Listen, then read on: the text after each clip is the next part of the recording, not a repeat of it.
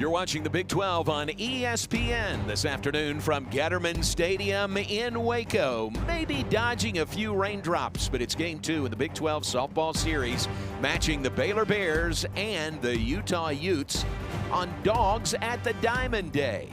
Here's a look at the standings coming out of last night's game. Tech on top.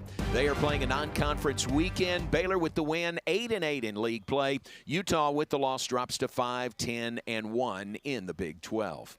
And welcome in. We mentioned Dogs at the Diamond. Look who's with us. John Morris, Kelly Harrell, and Roxy Harrell with us. So well trained, Kelly. How do you do that? We need some obedience lessons for our two. She's just a good girl. Way to go, Roxy. Glad Roxy's here for game 2 of this series, Bears and Utes, and really impressive performance by Baylor all the way around last night. It was a great performance. Lots of offense up and down the lineup and good pressure with the speed.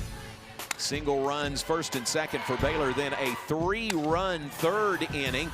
Hits were falling in really well for the Bears. RBIs in there by Faith Piper and Abby Flores. Then on to the 5th inning. That Baylor speed was on display. Yeah, the squeeze bunt right here put things in motion, moved runners all the way around. You could just see the pressure that it involves when that ball gets in play. Close play at the plate there. Then Ann Bertoven sacrifice fly, scoring Samaya Jones. Ended the game early. A run roll 9-1 victory for the Bears over Utah last night. Game 2 straight ahead from Getterman Stadium. Stay with us. The starting lineups and first pitch straight ahead. You're watching Big 12 softball on ESPN.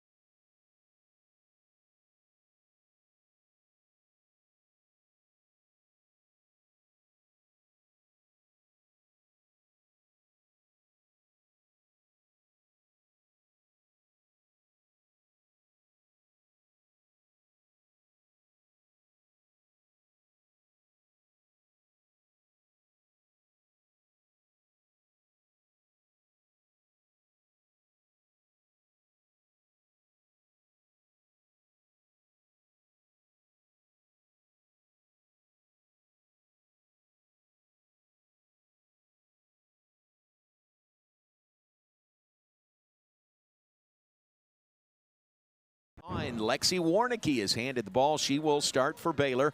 Game 2 over against the Utes this afternoon. And Kelly, how about Lexi Warnicki so far this season?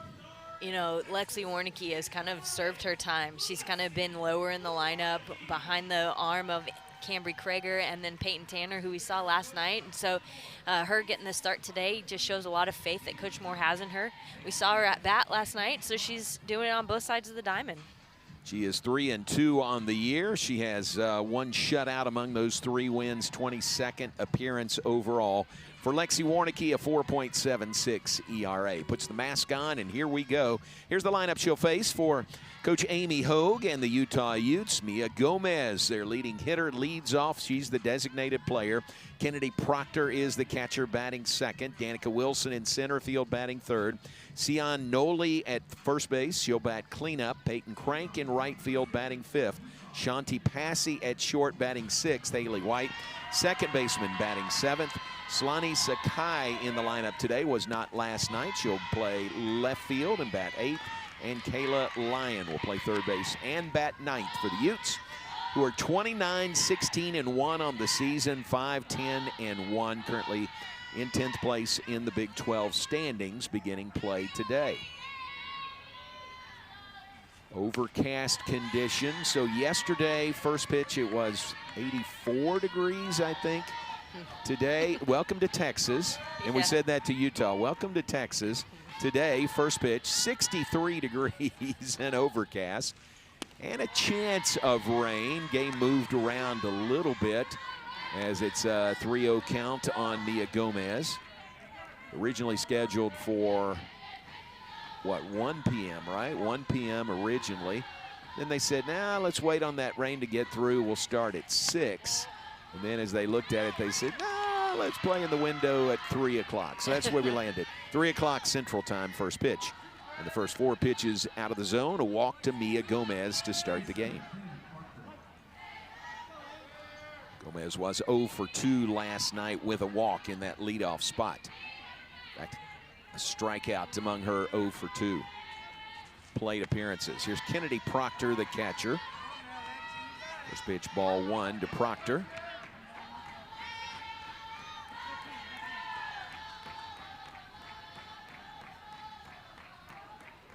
You can see Warnicki really just struggling to find the zone right here. Missing a few close pitches, but I mean, that one wasn't necessarily close. Abby Flores giving her a little pep talk. So Flores now back behind the plate. Meanwhile, Kennedy Proctor goes down the line to visit with Coach Amy Hogue, Hall of Fame head coach at the University of Utah in her 19th season at her alma mater. 27th season associated with the program. That one misses just low. It's ball 2, 2 balls, no strikes. 6 straight balls now. I think that's right. 4 to put Gomez aboard. There is a called strike, upper part of the zone. Called strike 1 on Kennedy Proctor, who was 0 for 2 with a walk last night. 9-1 Baylor victory last night over the Utes in the series opener. Run rule shortened to 5 innings last evening. This one's fouled back. It's 2 balls, 2 strikes on Proctor.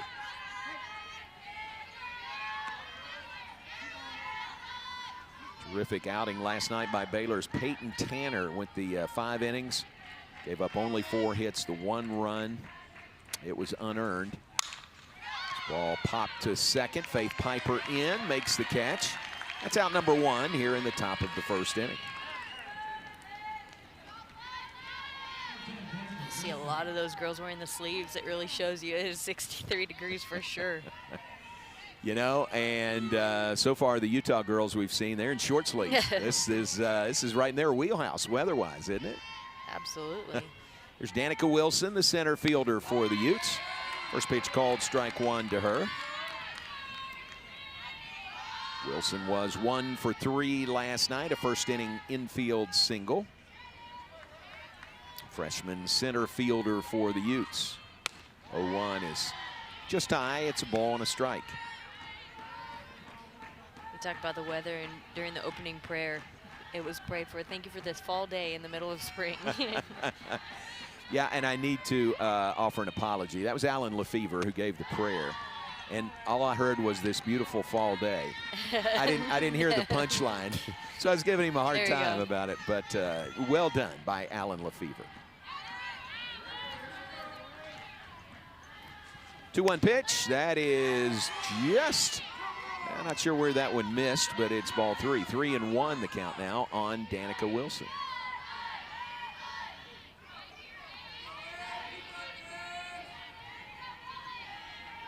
With Mia Gomez at first base, this one's grounded wide of first base.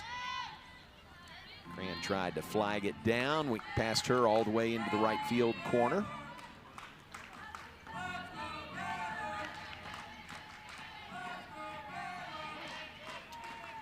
Nia Gomez running at first base. Some really impressive numbers for Gomez. Comes into today's game with the leadoff walk.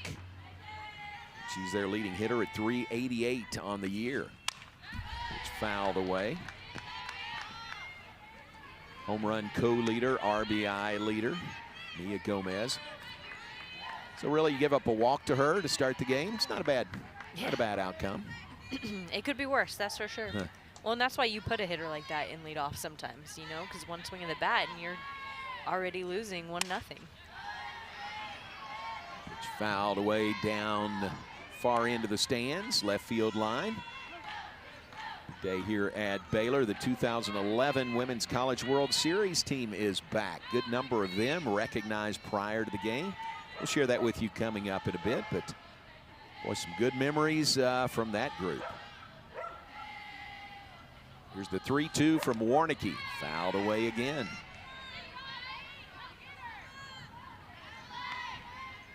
Now 13 pitches this at bat by Danica Wilson. No, that's not right. She's the third batter.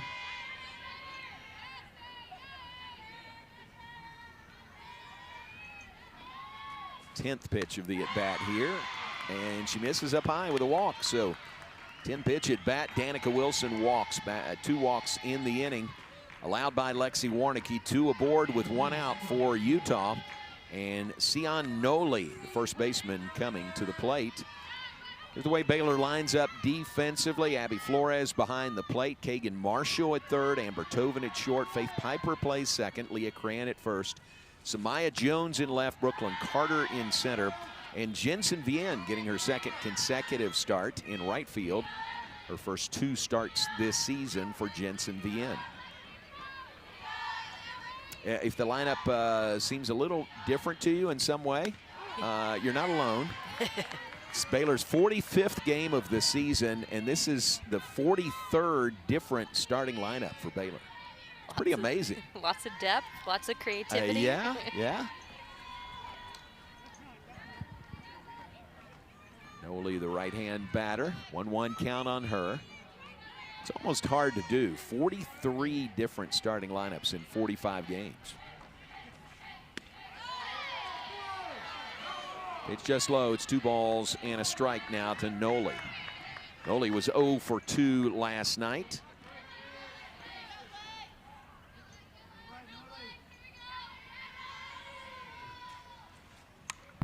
Foul back, evens the count. 2 balls, 2 strikes on Noli. Flags hanging limp in center field. Wind when it turns like this. So here's Texas weather lesson. When a norther blows in, that's where it gets its name. The wind is out of the north. So here at Getterman Stadium, that means from behind the press box, blowing out toward center field. Pitch fouled back. And in the spring, when it's a norther, it's a cold north wind that comes in. That's how the temperatures drop. So the wind is blowing out today. Kelly, normally this time of year, prevailing wind is out of the south, so blowing in from the outfield. Which in a stadium like Getterman Stadium, kind of you learn to play that, whether it's an advantage or a disadvantage to you. Popped up left side of the infield. Kagan Marshall clearly calls for that ball and makes the catch for out number 2. Well, and you could just see how much that ball moved in the air, and that's kind of what I mentioned to you yesterday. You asked if the south wind really makes a difference, and it's this north wind because you, for the most part, are kind of protected behind the stadium, but as that ball gets up in the air comes over the top in the shade cover, it starts to swirl quite a bit. So good job by Kagan Marshall to handle that pop. There are 2 down, 2 aboard for Utah in the first inning. There's Peyton Crank to the plate. With Nia Gomez at second base, Danica Wilson at first base for the Utes. Crank was 1 for 2 last night for the Utes in game 1 of this series. And that leadoff single to left in the 4th inning came around to score, and that was the only run of the night for the Utes. Crank scoring in the 4th inning.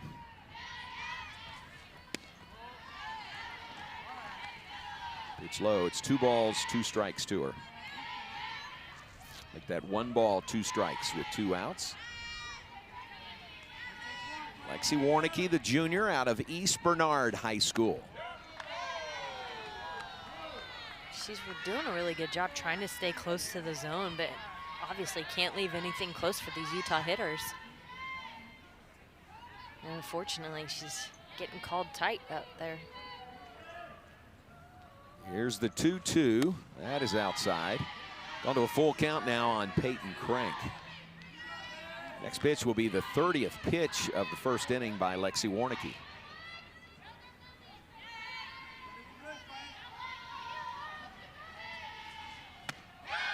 There's swinging strike 3 on the 30th pitch of the inning. Strikeout ends the inning, strands a couple of runners. Utah coming in the field, Bears coming to bat. Imagine yourself in a new Toyota. Wow. Awesome. Cool. Sweet. Nice. Hey! I like your dress. You look pretty. No, you look pretty. No, you look pretty. No, you. During the Ready, Set, Go sales event, qualified buyers get 2.99% APR financing for 72 months, plus $1,000 subvention cash on a rugged new 2026 Tundra. Offer ends March 31st. Go from dreaming it to driving it today. Toyota. Let's go places. Hey, grab me one too.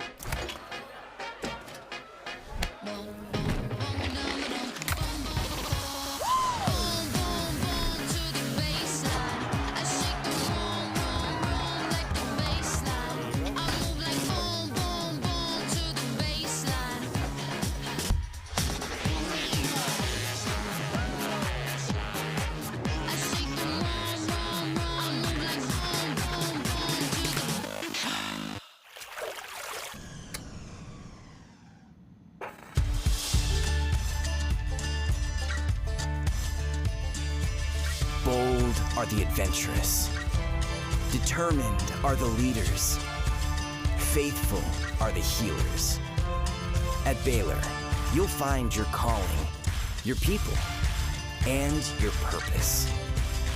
Dare to be you, indeed.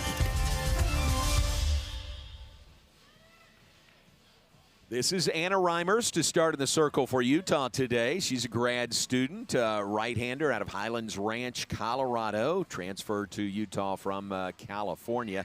Anna Reimers getting the start in Game 2 today. Her 7th appearance overall, only her 2nd start of the year. Now, we saw Mastretti start last night, and Shelby Jones has the 2nd most starts. Miranda has the 3rd most. But Reimers getting the start for Utah this afternoon. You said just 2nd start, only pitching 15 innings this year. She does have 6 strikeouts, also 6 walks to match that. So it's going to be up to Baylor to get some good at-bats, to be patient at that bat and wait for the pitch that they want. Lineup for the Bears, and Coach Glenn Moore looks like this. Brooklyn Carter leading off, playing center field. Samaya Jones in left field. She'll bat 2nd. Here's the first pitch from Reimers to the speedy Carter. He's inside, ball 1. Amber Tovin batting 3rd, playing short. Kagan Marshall at 3rd, batting 4th. Leah Cran at first base, she'll bat 5th. Faith Piper, the 2nd baseman, batting 6th.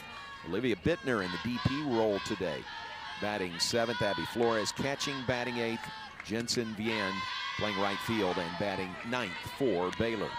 25-19 on the season, 8-8. In 6th place alone in the Big 12 conference standings as play begins today. There's our 3-3 with the win last night in series opening games. Which is low. She's gone 3-0 to Brooklyn Carter to start. Brooklyn 1 for 4 last night in that leadoff spot. Ties her career high now with a 10-game hitting streak. That one a called strikeout or part of the plate. It was an infield single to 3rd. She beat out in the 2nd inning last night.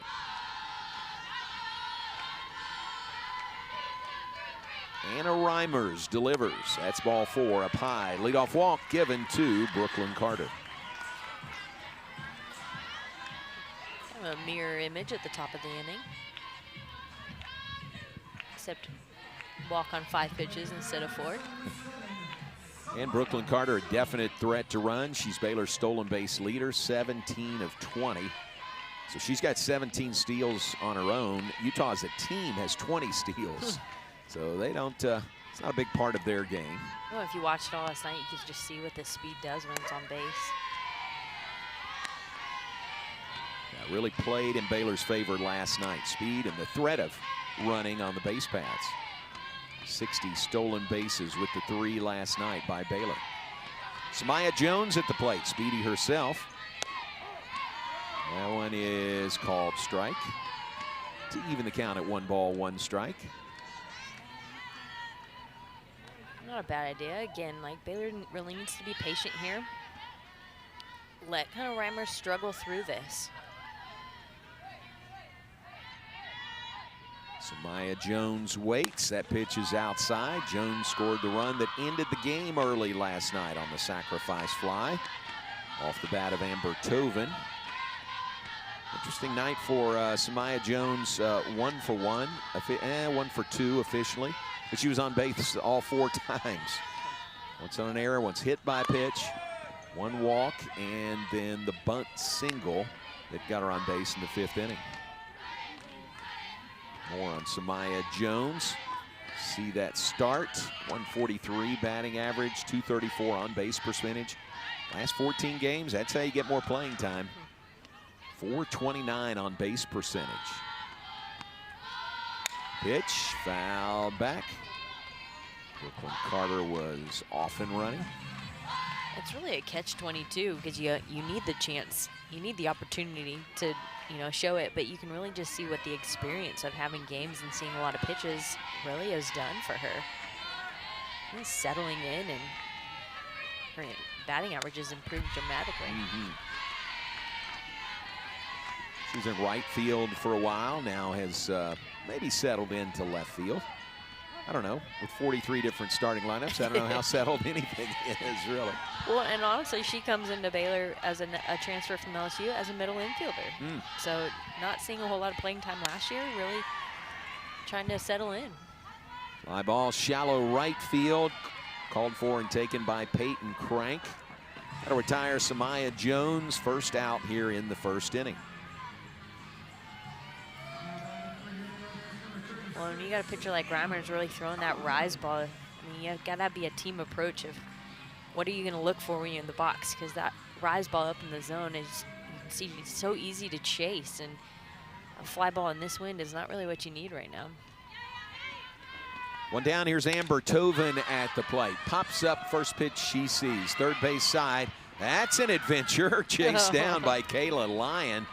Really good job by Lyon to battle the wind and make that catch for out number 2. That ball was headed, it looked like in foul territory. The Lyon comes running over. And then, I mean, a good 25 feet. Wow, yeah. Good job by Lyon to retire Tovin, out number 2. Brooklyn Carter remains at first base. Here's Kagan Marshall to the plate.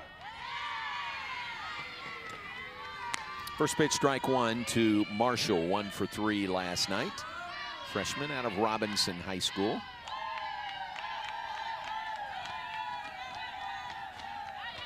Nine home runs, the team high for Kagan Marshall. Carter was off and running, pitch fouled back. Brooklyn Carter retreats back to first base. We talked about that team high 9 home runs, but 1 more home run and she ties the record book for most home runs by a freshman in a single season. I don't know how much she's actually thinking about that right now. Down in the count here, no balls, 2 strikes. With 2 outs, a runner at first. Brooklyn Carter with the leadoff walk to start the game. We're in the bottom of the 1st inning, scoreless, Baylor and Utah. Pitch by Reimers is just off the plate, ball 1. Proctor really trying to bring that ball in and get a pitcher first, or get a strike for her pitcher. Baylor scored in every inning of that 9-1 win last night. That one's off the mark. Running and stealing second base is Brooklyn Carter. There's that speed by the Baylor center fielder, Brooklyn Carter. Brooklyn said, I gave you guys 2 outs. Plenty of time to try and move me over. I'm just going to take this one myself. The Washington transfer now in scoring position at second base. Now 18 of 21 in stolen bases this year. And 61st steal by Baylor as a team. Third most in the Big 12.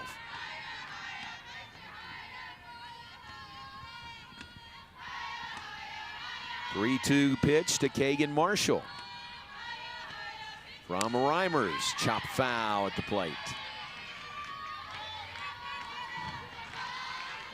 Marshall just chasing that ball all the way outside. Trying to stay alive here with this 3-2 count.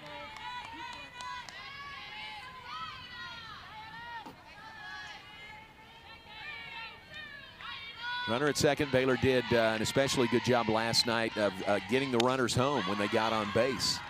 Need to look and see what it was officially. Runners left on base, but it seemed like they made the most of those opportunities.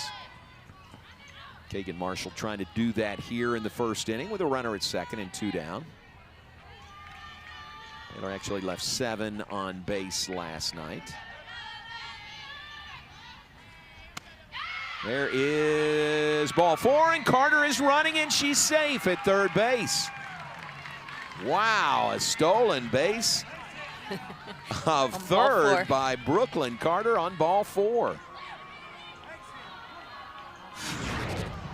There's some more of the speed and the heads-up base running. She's going all the way, really. Kind of holds up for a split second, but pretty impressive. 2 steals. I'm speechless. To get to third base, right. So runners on the corners with 2 down. Here's Leah Cran to the plate. 2 for 2 and a walk last night for Leah Cran, the Baylor first baseman. Good pop in her bat as well. An RBI single in the first, a double and a run scored in the third. And a walk by Cran, was on base all 3 times. In last night's 9-1 Baylor victory. Takes that one just low. It's 2 balls, no strikes to Leah Cran. Kagan Marshall moves on to second base, doesn't draw the throw, so Baylor with 2 in scoring position with 2 down.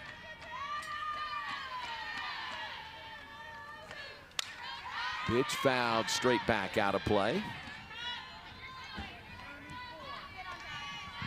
Baylor still just putting the pressure on right here, even with 2 outs. Looking to capitalize on a few mistakes. The walk and I mean, the accolade of 2 stolen bases there by Brooklyn Carter. 2 steals. Comes head coach Amy Hogue out of the dugout. I think just to tell her catcher Kennedy Proctor, hey, tie your shoelaces there.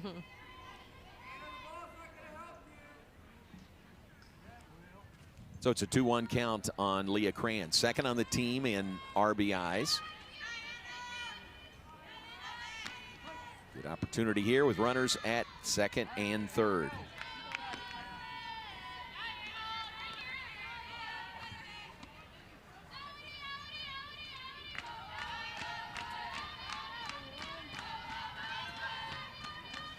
Here's the pitch. This one's popped up first base side.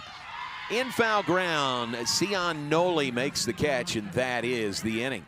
Bears strand a couple of runners, end of 1, scoreless in Waco.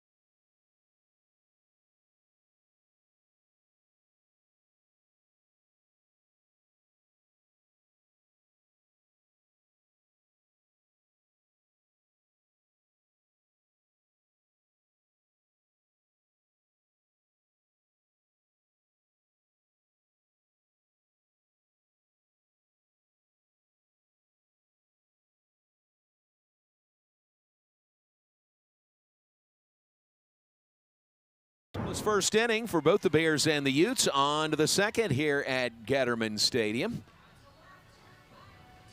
6, 7, 8 hitters due up for Utah. Again, probably a little more acclimated to this kind of weather than Baylor might be, only because we've had some stretches of really warm weather already here in central Texas. Really warm weather. Really warm. I'm not sure about Salt Lake City. I do know that they had to, they were delayed leaving on Thursday coming to Waco because of snow. They had to clear some snow to get the plane off the ground and come to Waco. So we had 2 days of that in January, I believe. Yeah, shut down the whole area, didn't it? Here is Shanti Passy, the shortstop, leading off second inning for the Utes. Passy was 1 for 2 in the game last night. One of the 4 hits on the night by the Utes. Facing Lexi Warnicki, popped up. First base side, second baseman. It fell out. Did she have it long enough? Faith Piper. I think they're going to say that fell, so no catch. Gosh, you can, once again, that wind coming around the stadium. Ball's heading into foul territory, and she did have it when she turns that glove over. Yeah. Never really squeezed it, I guess. So going to be an error on Baylor's Faith Piper that allows Shanti Passy to reach first base. Boy, that's a direct reflection of that wind on that play, isn't it? In case you're wondering, when the wind's blowing like this, center field is the coldest spot. You know. You get wind from every side, and you're not protected by anything out there. Right. Those folks in the stands bundled up. They had to go back in the closets, find those hoodies and jackets that they put away. Pitch up high. This is Haley White at the plate, second baseman for the Utes, 0 for 2 last night. Out of Riverside, California. Healthy .328 batting average for Haley White. So a tough error on Faith Piper there. Just that ball up in the wind and just battling the wind and can't make the catch. Puts Passy aboard at first base. Another throw down to first by Abby Flores. Just a frustrating play all along, too. I mean, you're right there, and you get underneath it, you get it in your glove, but can't hold on to it.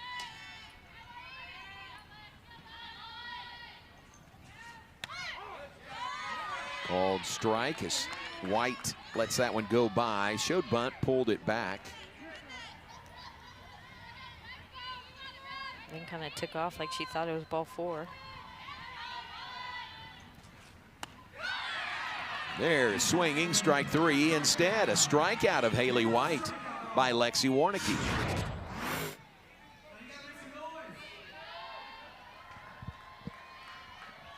It's a great pitch right there. One of those unhittable pitches. One down in the inning.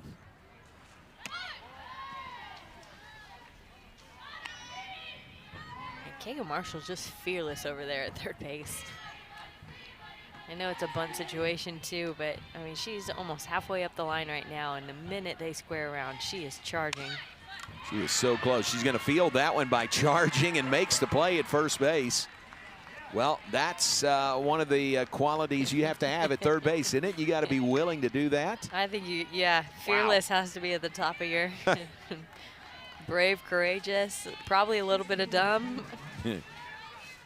Siani Sakai at the plate with that bunt thrown out by hard-charging Kagan Marshall from third base. Out number 2.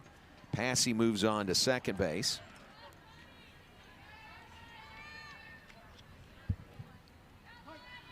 Nice play by Kagan Marshall. Charles, look where she took that ball really in front of the opposite batter's box and then threw to first base in time to get Sakai. Brings up 9-hole hitter Kayla Lyon for the Utes. 2 down, a runner at second. Scoreless, Baylor and Utah were in the second inning. How many times have you seen somebody wear number 64 in this sport? Not often at all. There's got to be some significance to it, right? You'd think so. Trying to get the answer to that. There you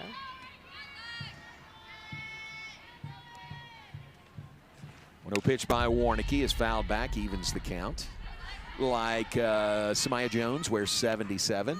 I asked her just today, what's the significance of that? She said she always wore number 7 growing up until Baylor couldn't get 7 here. She's like, 77. There you go. It's pretty creative. It is. It's low and away. Or did you talk to Abby Flores about 95? I have not asked her that, but I will. That'd be interesting. 2 balls, 1 strike on Kayla Lyon. There's a call. Strike 2. 45 pitches already now by Lexi Warnicki. We're in the 2nd inning.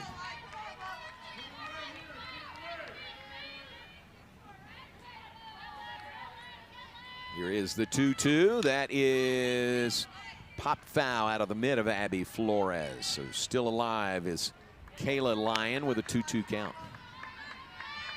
Shanti Passy returns to the second base bag.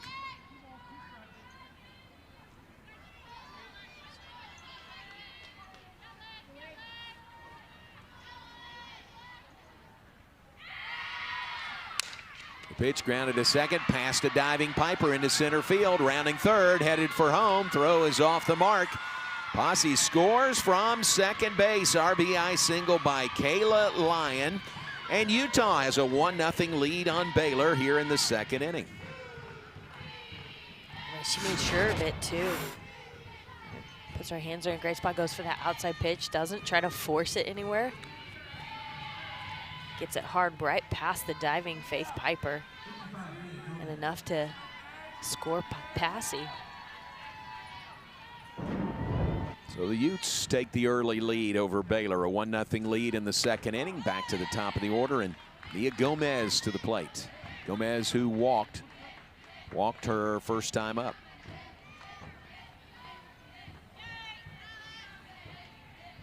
Healthy .388 batting average for Gomez. Hits this one to Piper. Throw to first in time to retire Gomez and the Utes, but they score a run, strand a runner. Middle of 2, a 1-0 Utah lead on Baylor. Imagine yourself in a new Toyota. Awesome. I like it. I love it.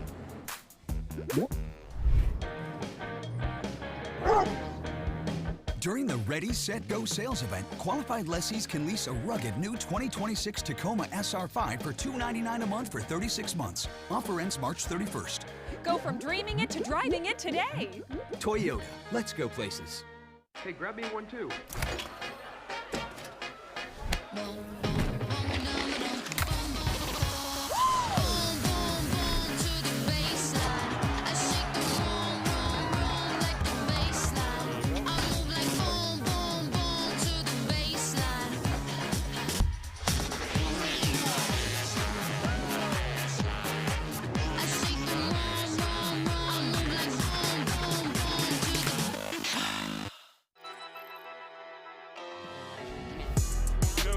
Throw it way out. Bring in a run. We got a double.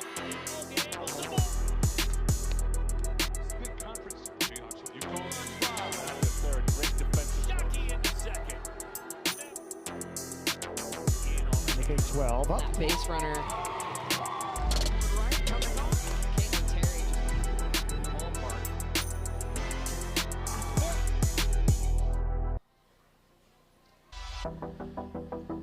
Well, Baylor softball welcoming back and celebrating the 2011 team that made it to the Women's College World Series, finished 3rd in that World Series that season. What a memorable year. 47-15.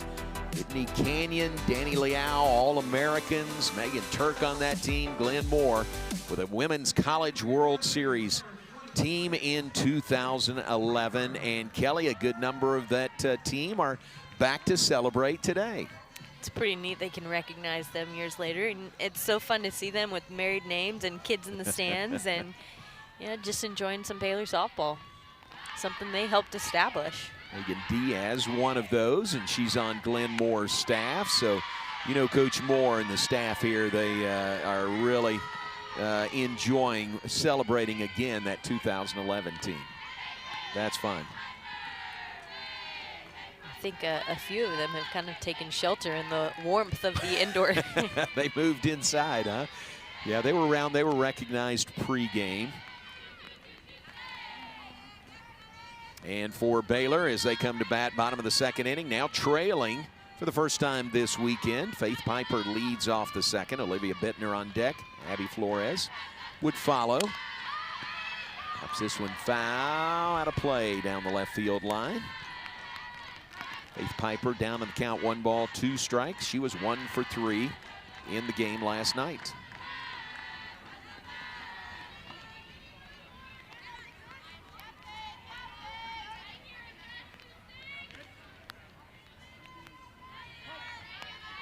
Glenn Moore with Women's College World Series teams in 07, in 11, in 14, in 17. No, he's definitely looking to get back there too. Here's the 1-2 pitch to Piper. Counts it foul, wide of first base.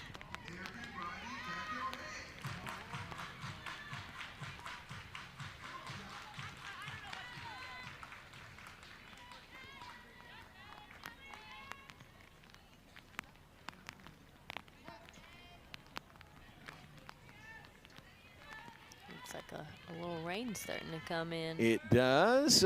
We can see on the concourse a few raindrops there, folks.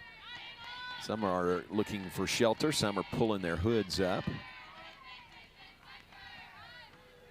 You can play through a little rain. If there's any lightning, that's the thing you can't mess with. If there's any lightning at all, you can't mess with that.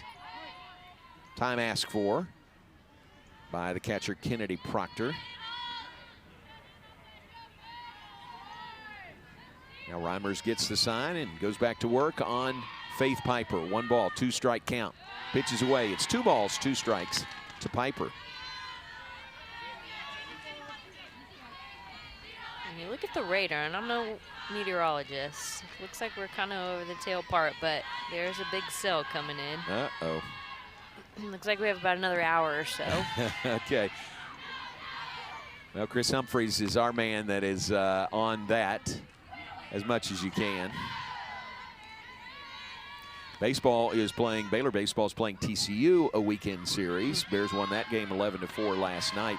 They were supposed to play at 2 o'clock today. Here's a grounder, gets through the circle. Piper at first, throw goes wide. Piper is aboard at first base. So baseball, 45 minutes before first pitch, decided to push their start time today to 5 o'clock. 45 minutes. Yeah, that close. That close to game time. So I think their thinking was they were looking at some numbers that said if you got started at 2, you might play a little bit and then have to stop and come back, which, man, that's tough on your pitching. That's hard, yeah. So I think their decision process was don't start and have to stop, maybe wait. So they're scheduled to go at 5 o'clock today. Here's Olivia Bittner to the plate. That was a single by Faith Piper. You know those baseball players are a little bit more fragile than they are. Oh, listen to you. Listen to you. Olivia Bittner pinch hit last night. For Baylor, 0 for 1 officially. And ahead in the count here, 2 balls, no strikes.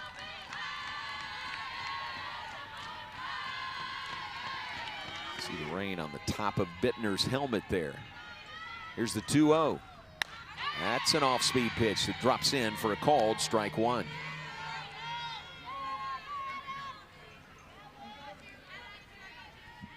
May not sound like much, but with the win last night, Baylor clinched a winning home record this year. For the 26th time in the 27 years of Gatterman Stadium. So you know, certainly higher goals and expectations than just a winning season at home, but really speaks to the consistency of the program. Yeah.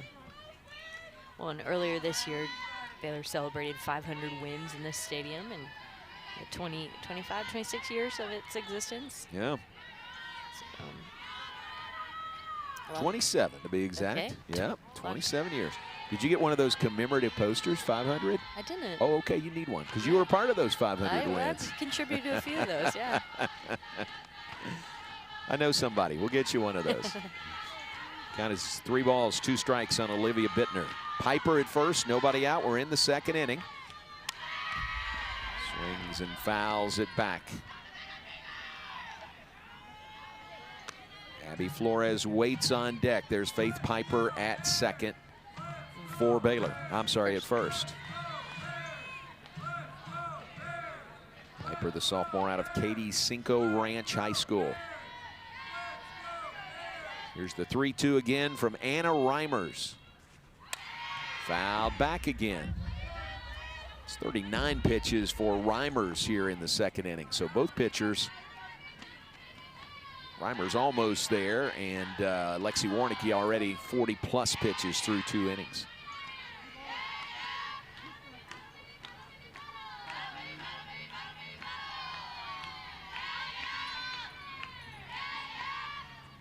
The 3-2.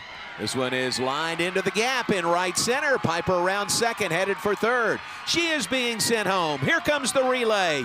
Not in time. Piper scores standing up. RBI double off the bat of Olivia Bittner. And Baylor ties the game at 1 in the second inning. Well, and she fought through that full count numerous times, fouling ball after ball, and finally winning this at bat with just a solid double into the gap. Able to score Piper, speedy Piper from first base. So RBI single off the bat of Olivia Bittner in a 1-1 game.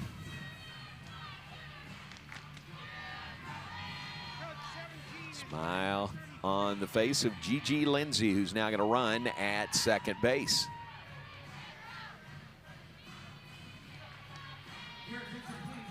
Talk about all of the people, the depth of this team, and how Jensen Vian not getting the start had that specific role in the dugout, and Gigi Lindsay knowing what her role is, and it's that one right here, is when the time comes and it's important. This would be, she's the go-ahead run at this game right now. She takes that personal. Roxy's trying to tell you that also. Yeah, thanks, Rox. Rox is into this game. Yeah. Here's Abby Flores at the plate. 0 for 1 with a sacrifice fly last night. I think she's really looking for the treats. She thinks they're over there still. Roxy, I don't have the treats. It's Dogs at the Diamond today. A few folks have jumped on board with that. This one's bunted, but foul. Third base side with Kayla Lyon charging from third base. Well, just earlier this week, it was National Bring Your Dog to Work Day. Oh. So. Did you participate? No, I didn't. I'm participating today. Today's the day.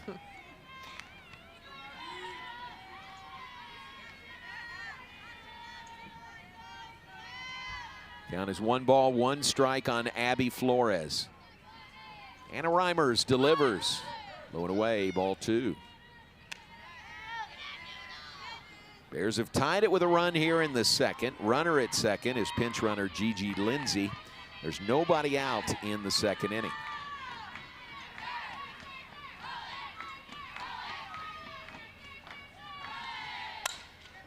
So almost a check swing, fly to left, a dive, and it's a fair ball off the glove of Sakai in left field. Scoring easily from second base is Gigi Lindsay.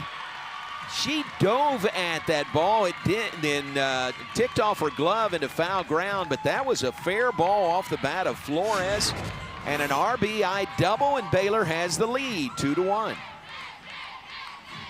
And Flores just trying to get on top of that. She kind of thinks, what's going to happen here? Eventually runs it out anyways. Wow. Again, that's as close as it can be out there, too. It really was. I mean, the dive by Siani Sakai in left field. She dove for it. She was in fair territory. Now the umpires are going to come in. 2-1 Baylor lead. Couple of runs home here in the second inning. Single by Faith Piper, doubles by Bittner and Flores have given Baylor the lead. Utah is challenging that the ball is Like, fair, Coach Hogue is a gonna foul down challenge the this. third base line. I think that's a good use of the challenge, don't you? Yeah. It's so hard to tell because it's not on the ground, so it's not. Right. You don't have the base as a reference. It's out, and you make the diving call. She starts diving here in fair territory. Right, clearly. Is it to the point, like, where do you touch it now in fair territory? Because, yes, she touches that in fair territory. Right. And I think that's, I mean, think about a slow roller up the third baseline. You can let it roll foul, but if you touch it in fair ground, if you touch it in fair territory, it's fair ball. It's a live ball. Now, if this goes the other way, they call that ball foul. Coach Moore cannot challenge that play. You can't challenge a foul ball into a fair ball. Oh, okay. Good point. Because the ball's dead, you don't know where the runners end up. So I think you're right. This is a good use of the challenge here. So pinch runner Caselin Tovar running at second base for Abby Flores. Head coach Amy Hogue out talking to her pitcher during the review. Hope to visit with Coach Hogue a little bit later in the broadcast. Member of the Utah Athletic Hall of Fame, selected there in 2020. Became the winningest coach in Utah softball history in 2022. Had a team in the Women's College World Series in 2023. It's a pretty good team right there, too, that made it that far and competed through the Super Regionals. And I don't know if it was a surprise to them, but it was a surprise. Not your typical teams you see in the World Series, so it was good to see some fresh blood there in Oklahoma City. Yeah. Pac-12 at the time, Utah was. Now great to have them as part of the Big 12. Now this is a lengthy review here. It's just not a lot of, again, it's hard to tell. So you got to have some really good video evidence that overturns that. All right, here come the umpires. Terrell Guidry comes back out. There's home plate umpire Rick Cowan. Guidry will tell us. The play down third base line is confirmed that it was fair. Utah got one shot. Call will stand. So here's another look at it, what they were looking at. That was a great effort by Siani Sakai in left field. When it glanced off her glove, ends up being a double by Abby Flores. And a run home for a 2-1 Baylor lead.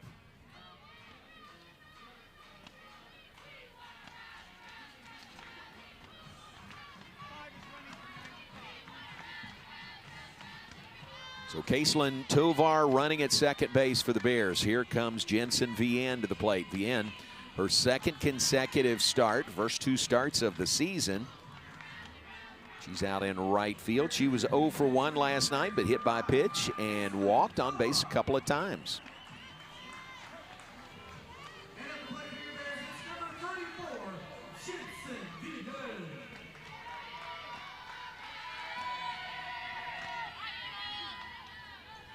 Anna Reimers goes to work on Vienne. First pitch, just high, ball one.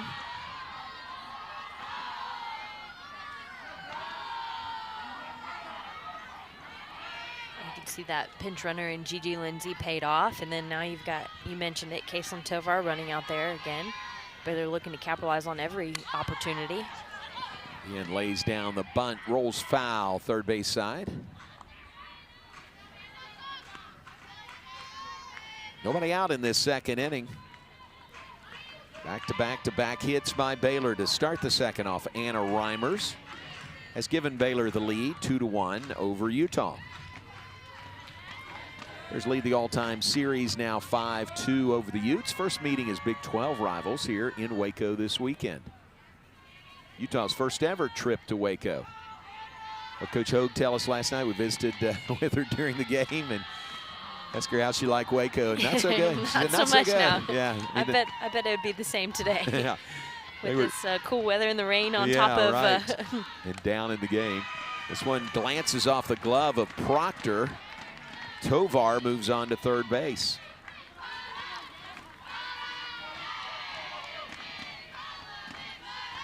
Easy move ahead there for Caselin Tovar.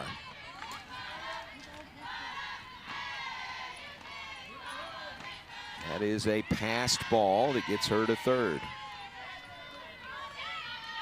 And the count is 2 balls, 1 strike on Vienne. The pitch, swinging, strike 2. Man, you could see her going after that ball, and that Reimers rise ball there. Kind of chasing out of the zone.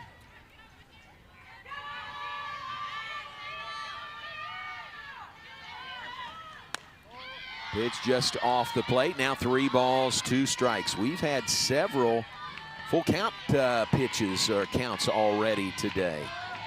Here's another one. Anna Reimers. Next pitch will be her 50th of the game, and we're in the 2nd inning. A lot of pitches thrown. That's a bunch. That one's a swinging strike 3. She strikes out Vienne for the first out in the 2nd inning. You can see her trying to get that bat out to get a good look and just chases that. Looks like a drop curve almost, way out in the zone. So out number 1, back to the top of the order. Here is Brooklyn Carter to the plate. Runner at third. Chopper to short. Look back to second, then Posse throws out Brooklyn Carter. Out number 2 here in the 2nd.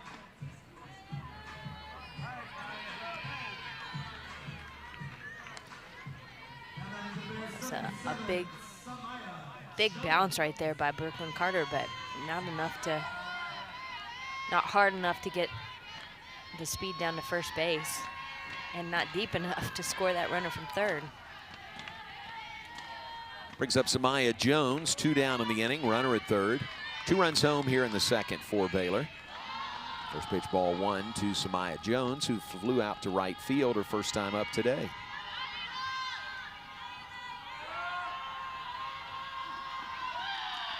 Pitch by Anna Reimers, up high, ball 2.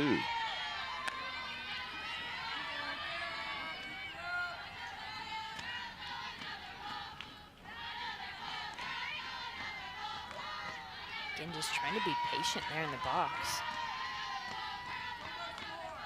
Pitch by Reimers. Grounds this one through the box. Glove by the shortstop, Posse onto first.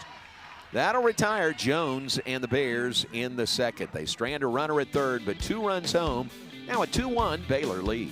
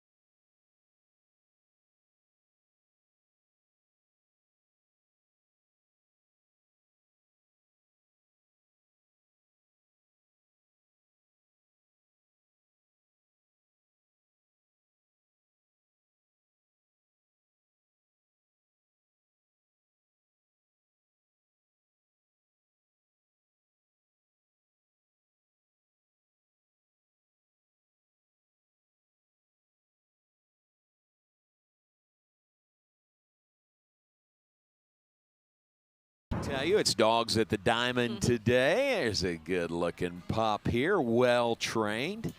As is Roxy, one of your dogs. We should say you didn't bring all three, just well, one. I have 4 actually. Oh, 4, okay. Yes. You didn't bring all 4. I didn't bring all 4, just Roxy. What would that have been like? Getting all 4 of them herded Oh in man, you know they're really good, but let's see. Trixie would probably be barking at the other dogs. Whiskey, he's a German short-haired pointer, so you'd hear him whining quite a bit, I think. Blue's really good too, but you never know where he wanders off to. So. Roxy was a welcome guest here in the booth. We have a little Brady Bunch family. Like, I had the 2 girls, Roxy and Trixie, and then when I got married Cody 2 years ago, he had Whiskey and Blue, and so we're kind of a blended family. There you go, blended. Very nice. Saw Coach Amy Hogue there in the third base coaching box, 19th year head coach of the Utah Utes. One of their great players of all time was on their '94 World Series team. Team captain, fly ball to right field. That's deep. That is gone. Home run, Kennedy Proctor. Solo shot over the wall in right field. Ties the game at 2. Home run number 11 on the season to take the team lead by Kennedy Proctor. Well, and with the wind behind her too, but that ball was headed out for sure. I mean, just a rocket off the bat. Just barely clearing the fence out there in right field. I think the line drive nature of that really helped. It didn't get up high in that wind. So home run number 11 for Proctor, number 51 for Utah on the season. We're tied at 2 here in the 3rd inning. There's Danica Wilson to the plate. Walked her first time up today.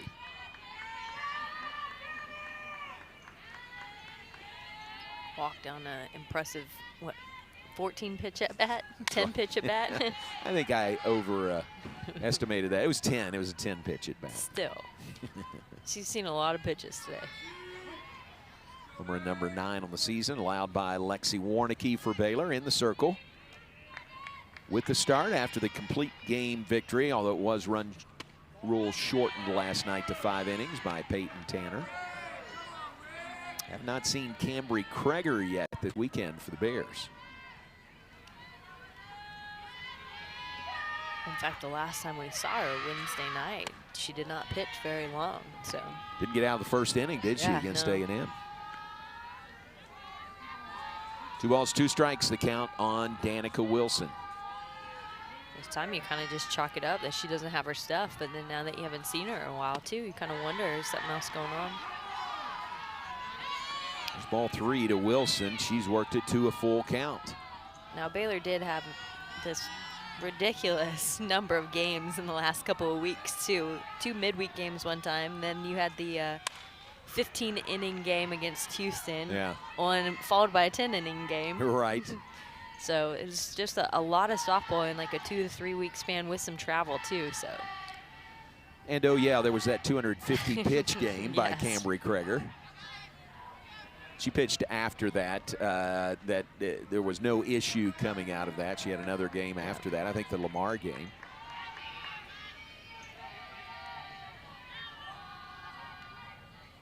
Three-2 coming. Fouled away again to Danica Wilson.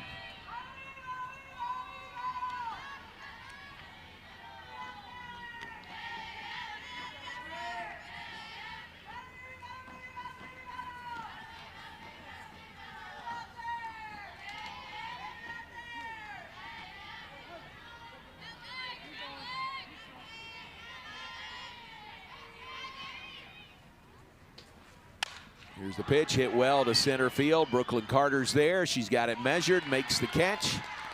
And that will retire Danica Wilson with the first out here in the 3rd inning. She was dialed in and seeing that ball well. Put a good barrel on it. She hit it very well. Brooklyn Carter's like, no problem. She can cover a lot of ground in center field, can't she? She really can. Here's Sion Noli to the plate. Popped out to 3rd base her first time up today. First pitch here is a called strike. from Lexi Warnicki. 61 pitches in the top of the third inning.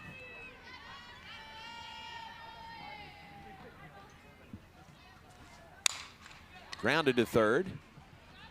Marshall across to Cran. That'll retire Noli without number 2.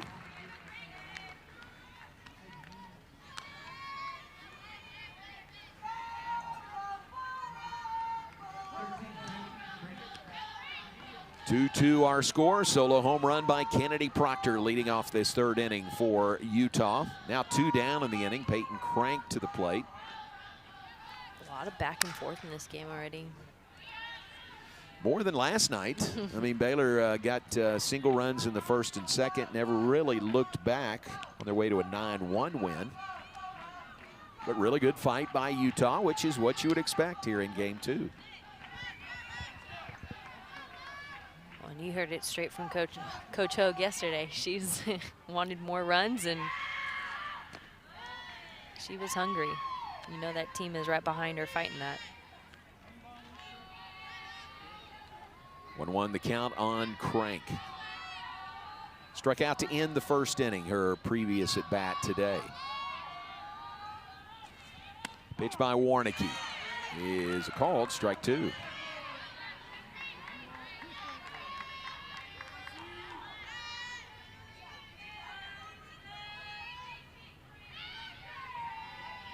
One ball, 2 strikes, nobody on, 2 down, top of the third. Pitch away, she won't chase that one. So it's 2 balls, 2 strikes on Peyton Crank. Crank, the freshman from Phoenix, Arizona, Pinnacle High School. Think Arizona now, you think, oh yeah, it's Big 12 territory. It's kind of fun, isn't it? Arizona. Hasn't always been. True. Arizona and Tucson, and of course Arizona State and Tempe.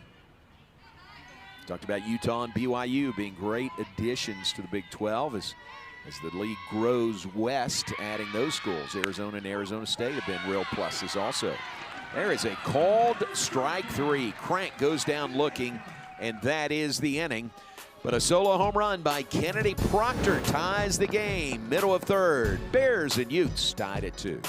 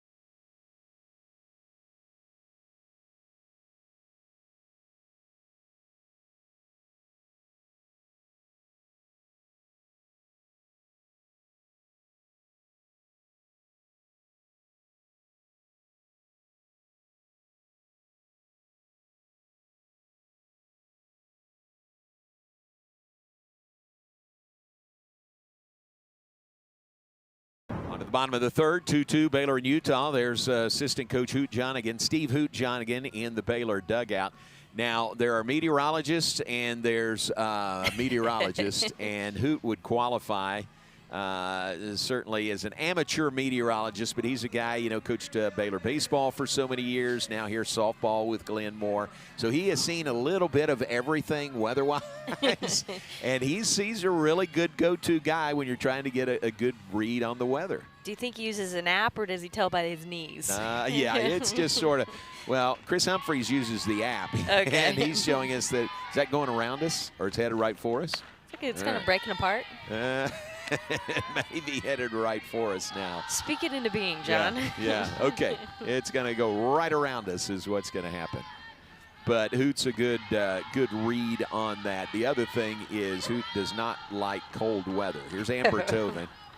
You know that, True right? Texan. Yeah, historically does not like cold weather. So guarantee you he has 4 or 5 layers on in the dugout today. I started coaching, gosh, it was a couple years ago now, but when I first started coaching high school ball and we were playing in February in Texas, I was like, I'm a Californian who moved to Texas. I am not built for this. So I'm with them there. That's right. There can be some cold days for sure in February in Texas. Great staff, Glenn Moore's staff, Brittany Sneed-Newman, the associate head coach. Luke Jonigan on the staff, Megan Diaz. Here's the pitch, Tovin takes, that's a called strike 2. And it's 2 balls, 2 strikes on Amber Tovin, leading off the third for Baylor, popped out to third, her first time up today. Facing Anna Reimers, the senior right-hander, in the circle for Utah. California transfer. Looked outside, but called strike 3 on Amber Tovin. Caught looking, out number 1 here in the third. Ball kind of goes across the plate and catches the corner. Good job by Kennedy Proctor to give home plate umpire Rick Cowan a good look at it. Out number 1 in the third. Here's Kagan Marshall to the plate. 2-2 game as the Bears bat in the bottom of the third. Single runs, second and third for Utah. 2 runs in the bottom of the second for Baylor.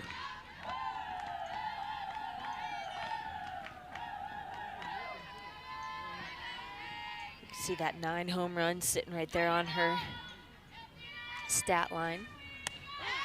Comes up every time she comes to the plate, doesn't it? It's a called strike. It's that belt high pitch right there that you don't really want to look at. Evens the count, 1 ball, 1 strike on Kagan Marshall. Pops this one back out of play. It's a ball and 2 strikes.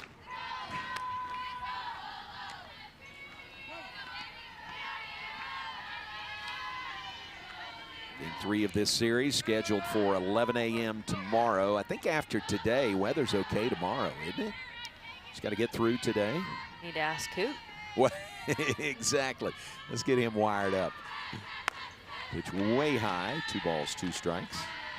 I've often said I think baseball and softball coaches make the best meteorologists. Oh, you're right. I mean, think about how much time they spend on it. Time outdoors and kind of reading the tea leaves.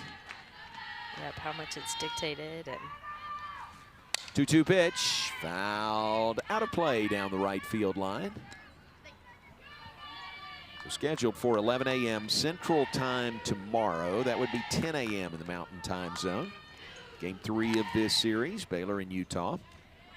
In the Utes' first ever trip to Waco. now, I think you did mention yesterday it's a drop dead time tomorrow. There is. They've got, it's 3:45 Central Time because Utah has to finish a game, get showered, get changed, get to DFW Airport for like a 7:45 flight tomorrow night. Which, if you're not from around here, that's about 100 miles. That's right. Grounder to third. Nice pick at first to retire Kagan Marshall, out number 2 here in the third inning.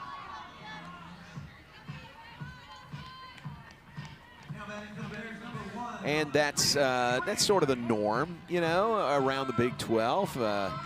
You know, especially on a Sunday, you've got to hit that flight, man, or you're stuck until Monday. You got classes on Monday, so.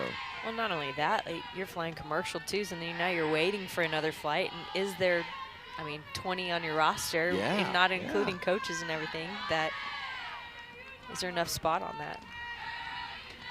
Spot on a flight to get that? Leah Cran to the plate.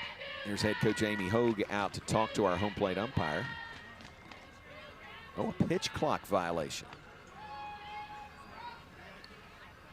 All right, so a pitch clock violation that Amy Hogue is questioning. Ball one up there now, so a 1-0 count.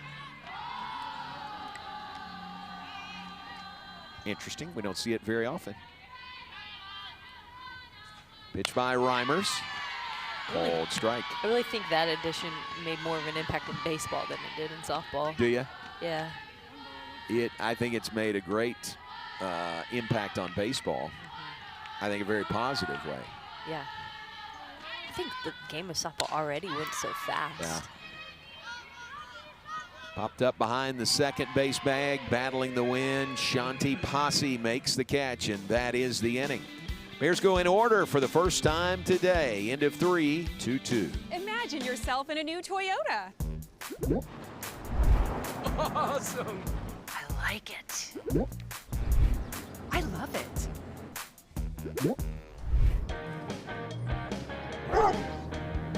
During the Ready, Set, Go sales event, qualified lessees can lease a rugged new 2026 Tacoma SR5 for $299 a month for 36 months. Offer ends March 31st. Go from dreaming it to driving it today. Toyota, let's go places. Hey, grab me one too.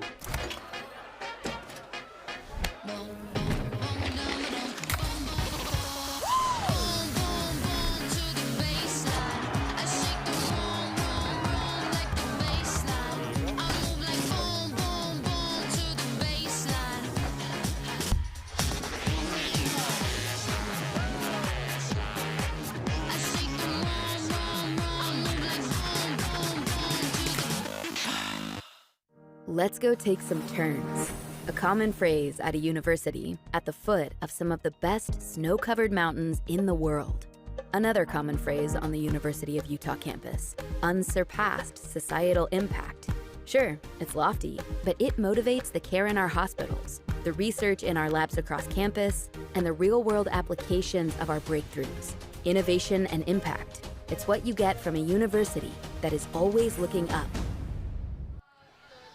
Welcome back to Gatterman Stadium in Waco, on to the fourth inning, joined by Baylor head coach Glenn Moore, far into the Baylor dugout. And Glenn, you coached a lot of games. You've seen a lot of weather. How do you navigate, the changes, the questions? How do you handle all that? Well, you start before the game gets started and you know the possibilities of it. And you tell them about it and you say, hey, whatever the game asks of you, you got to meet that challenge. So hopefully psychologically we're prepared for that. Well, we appreciate you making the call a little bit more than 45 minutes before the game time. Hey, I appreciate it. Hey, while I'm here, I want to say a big shout out to my sister Melanie, wrote us in Smithdale, Mississippi. It's her birthday. Smithdale. Yeah, Smithdale. You heard of that one before? We did. Yeah. There's a girl on the Utah roster from Smithdale. We mentioned that last night. No, it was Baylor roster. On the Baylor roster. Baylor. Yeah. All right, very good. Thank you, guys. Oh, well, good. All right, he's gone. He's got a game to coach. Yeah. So you're right, and didn't we say that Glenn would know where Smithdale, Mississippi is? And he does. His sister's right there. That's Gigi Lindsay, who's from Smithdale, Mississippi. Well, happy birthday to Glenn's sister today. And your dad yesterday. My dad yesterday. How about that? Anybody else? I'm sure if we asked around, we'd find somebody. Sure. My youngest grandson, Charlie's birthday is next week. We'll get to that next week. Okay. Okay. So we go to the fourth inning here, 2-2 game, Baylor and Utah. Lexi Warnicki continues in the circle. What did we learn from that visit with Glenn Moore? What did we accomplish? He's pretty good at making weather decisions, and he is, like you said, has been to Smithdale, Mississippi. He has. No question about that. Shanti Posse leads off the fourth inning for Utah.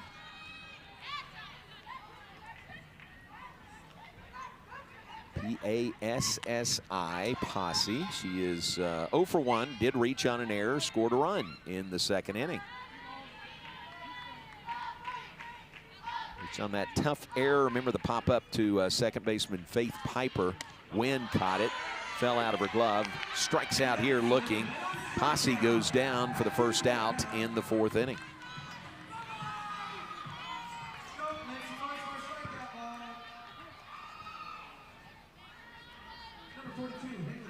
Fourth strikeout today by Baylor's Lexi Warnicki. Back-to-back strikeouts. She struck out Crank to end the third. Now Posse to start the fourth. There's a sinking line drive to right field by Haley White that is tracked down and caught by Jensen Vienne. Rather quickly, 2 down here in the 4th inning. Vienne charging in. You can see it feels good to make that play. 2 down, top half of the 4th inning. Here's Siani Sakai to the plate. First pitch swinging, pops it up, shallow center. Brooklyn Carter is there and makes the catch. It was about a 5-pitch inning by Lexi Warnicki on to the bottom of the 4th, tied at 2.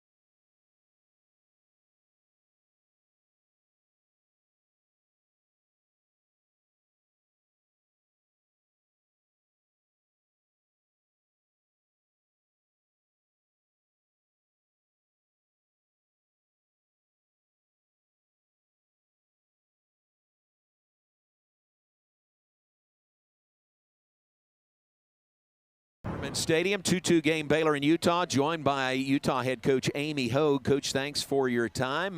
2-2 game, that home run by Proctor. You're, I think, number 51 on the season. You got a lot of pop in your bats. Yeah, it's been hard to find here, but yeah, we've got a bunch of young kids that like to swing hard. So, and there was one of them right there, sophomore, and has a lot of power. That was a really good hit because I think that was a really good pitch. Yeah, it really was. I mean, your team is bouncing back, and they look incredible today. And so anything in particular you tell them as you're doing that? Oh, just keep learning and growing. I mean, we say that a lot when you have young kids on the team, but also when you have, I mean, we have a new pitcher on the mound. She hasn't started a game this year. So I'm really proud of what she's doing and the work she's put in to be ready for her name to be called. And, you know, we're trying to learn how to play defense behind her because, again, they don't know what kind of balls get hit off of her because she's new. But, yeah, she's a fun one to support. I think they're really excited for her, and they're going to play hard for her. How about Reimers? She's done really well so far. Yeah, I think she's got a great mix, and we've barely tapped into what she has. So hopefully we get no rain, and we get to keep playing. All right, let's keep it moving. Coach, right, thanks very much. Appreciate it. Amy Hogue with us, head coach for the Utah Utes. And she's right about the numbers of Anna Reimers, a senior right-hander. First start of the year comes today, and she's got herself and her team in a 2-2 game here as Baylor comes to bat in the 4th inning. We saw the minimal innings pitch, too, and sometimes that's due to injury. Sometimes that's due to, you know, all sorts of different things. You never know. But you kind of forget about the piece of it's hard to play defense behind her when you don't necessarily know what kind of pitches she's throwing and what comes off the bat. For Baylor, Faith Piper leads off. This one loops into left field, and a great catch by Posse going out from shortstop. Oh, I think it was left field that came across.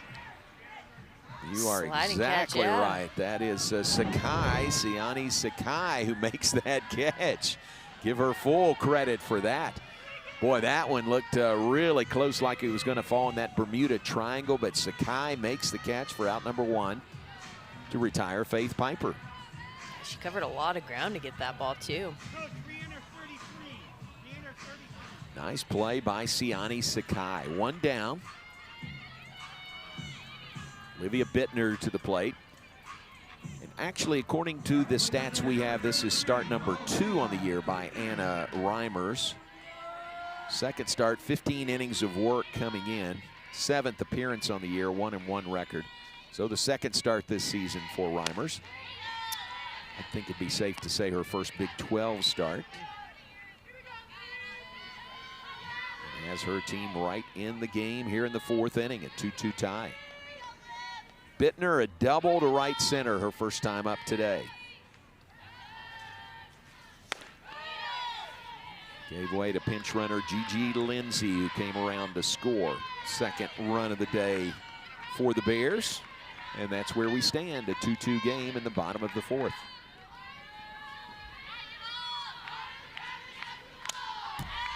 Pitch fouled back.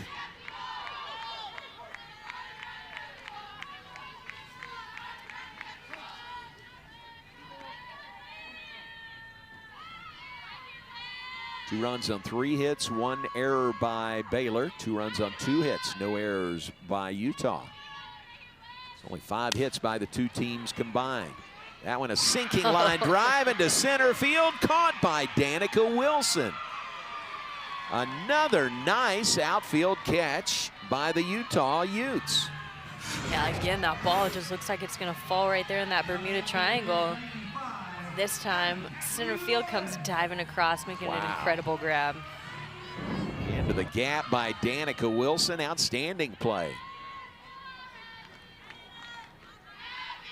Great catch by Sakai in left for the first out. Now one by Wilson in center for the 2nd.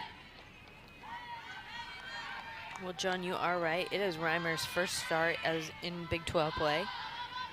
Her last start was against UCLA on February 7th. Oh, wow. Okay. So over 2 months ago. Getting the defense behind her here. 2 down in the 4th inning. Here's Abby Flores to the plate. It's like she had short appearances against San Jose State, Loyola Marymount, Utah Tech, Arizona State, and UCF. Okay, so. all right. So 3rd time pitching in a Big 12 game. 2-0 pitch. Swinging strike 1 by Abby Flores. Flores had a double to left her last time up. That was that dive for the ball. Siani Sakai couldn't come up with it. And sometimes too, we talked early on yesterday about there's not a lot of experience between these 2 teams. Not a lot of, only 8 games played now between the 2, and so when you have that paired with a pitcher who doesn't have a whole lot of stats out there, she hasn't pitched a whole lot of innings, it's kind of figuring that out. And she's leaving Baylor speechless here for the most part. Take away the 2nd inning, they're scoreless. And you're almost right, almost hitless. They only have 1 hit outside of the 2nd inning. Actually, no, all 3 of their hits came in the 2nd inning. There you go, hitless and scoreless. There you go. And she's doing a great job right here, too. Actually retired 8 straight Baylor hitters with the first 2 here in the 4th. Thanks to great plays by her defense behind her. That one is fouled down the first base line. It's 3 balls, 2 strikes on Abby Flores with 2 down, nobody on.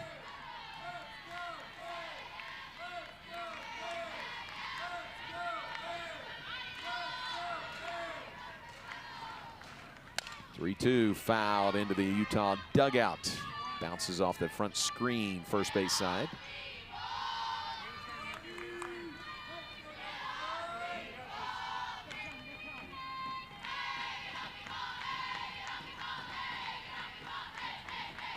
Check the ball, maybe take that one out of play. No, check it, leave it in.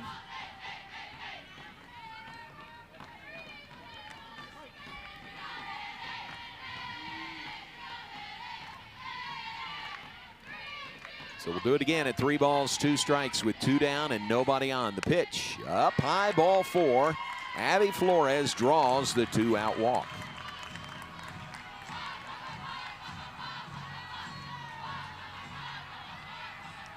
Just continuing to let Reimers throw a lot of pitches. See the 80th pitch there of the game so far.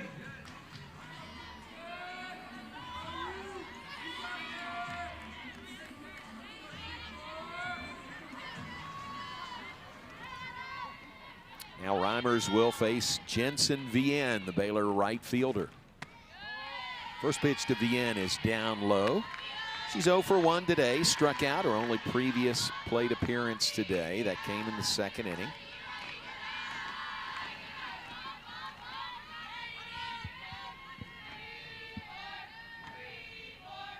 Right-hand batter facing the righty. Reimers. And it's 1 ball and 1 strike to Vienne.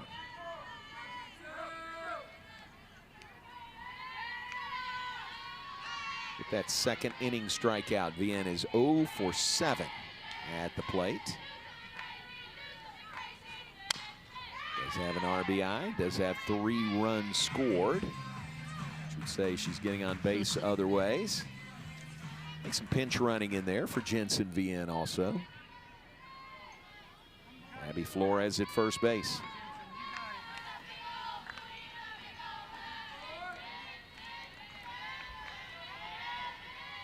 Here comes the 1-2 from Anna Reimers. Lifted foul in the air down the right field line. Toward the Getterman indoor practice facility.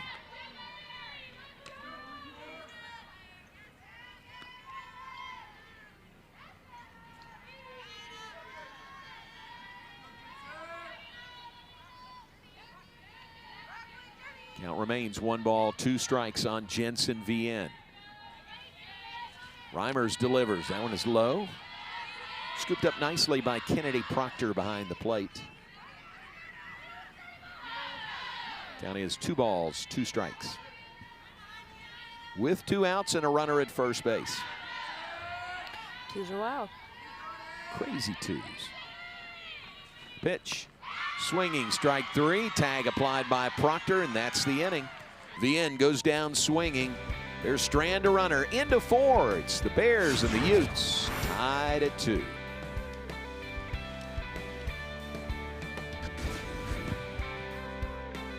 Imagine yourself in a new Toyota.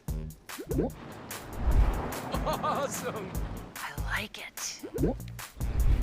I love it.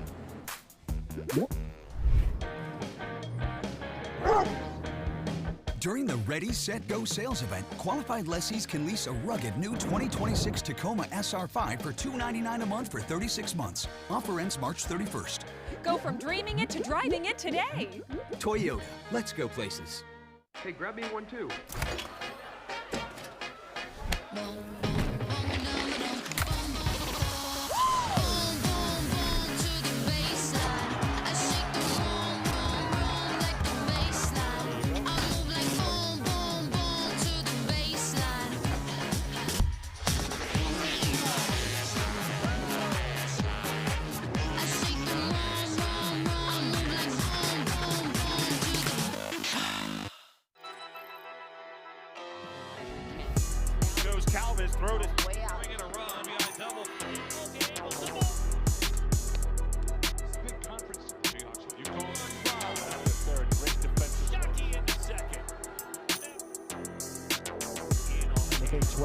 Base runner.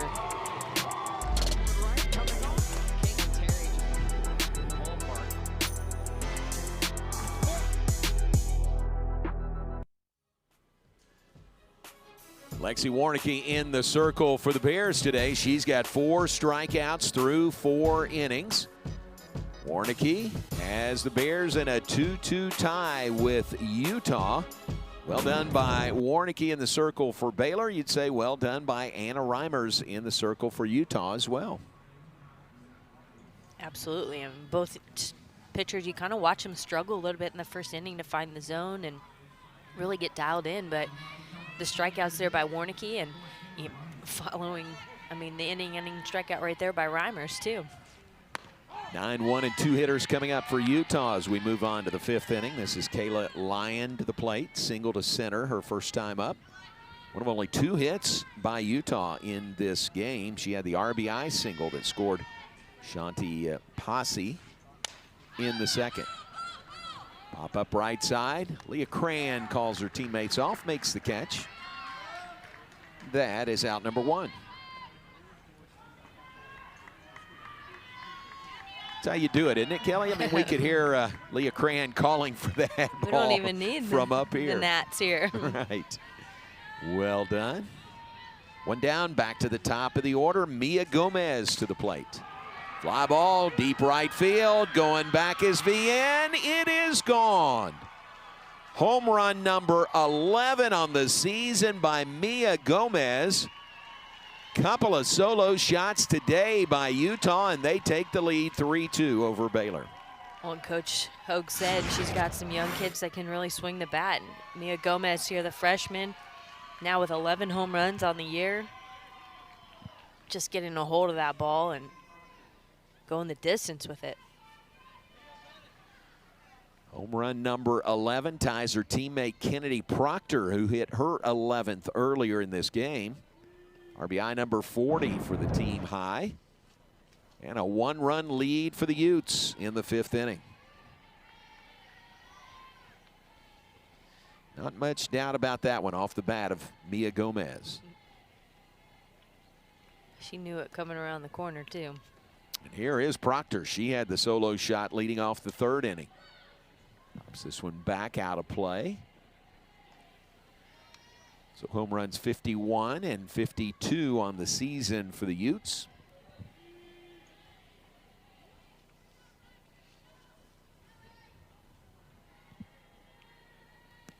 One the count on Kennedy Proctor. Pitch. Misses, ball 2.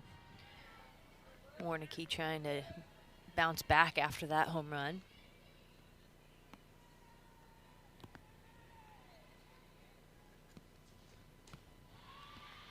Pitch up high, it's 3-1.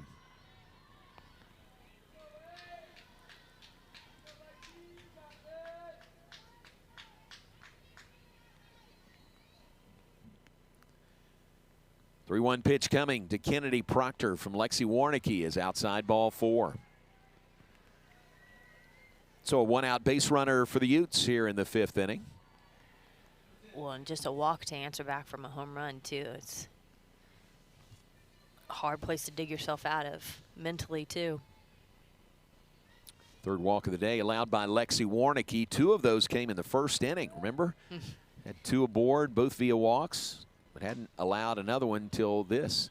Here's one caught by Vian in right field. She'll throw back to first, trying to get the double play. How about that by Jensen? Vian has not played a lot in the field, but as the rain begins to come down, she tracks that one down for out number 2. Throws her glove up at the last second. If that ball wasn't so deep, too, she might have doubled up Proctor right there at first. She turned quickly through to first base, couldn't get her. You can really see the rain coming down in that shot right there. It is coming down with 2 outs here in the 5th inning, a 3-2 lead for Utah. Batter is Sion Noli, 0 for 2 today.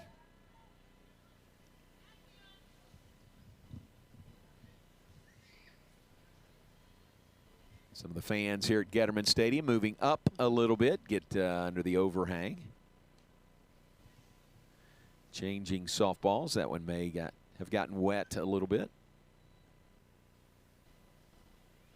Well, that really makes a difference when you're pitching, too. Shout out to our camera folks. We're up here nice and dry. They're out in the middle of it. Called strike. It's a ball and a strike now to Sion Noli.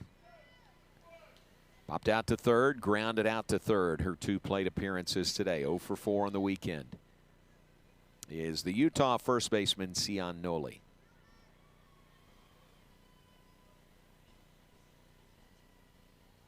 Warnicki delivers outside, ball 2.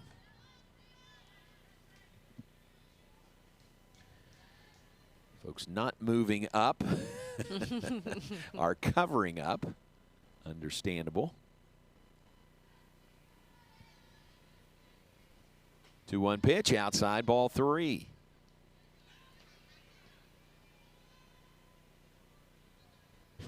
Comes Amber Tovin and Faith Piper in to talk to their pitcher, Lexi Warnicki. Yeah, grip on the ball, a wet ball's got to be different, doesn't it? Yeah, and the way she spins the ball too, especially that rise ball she has. Grounded us short. Tovin to first.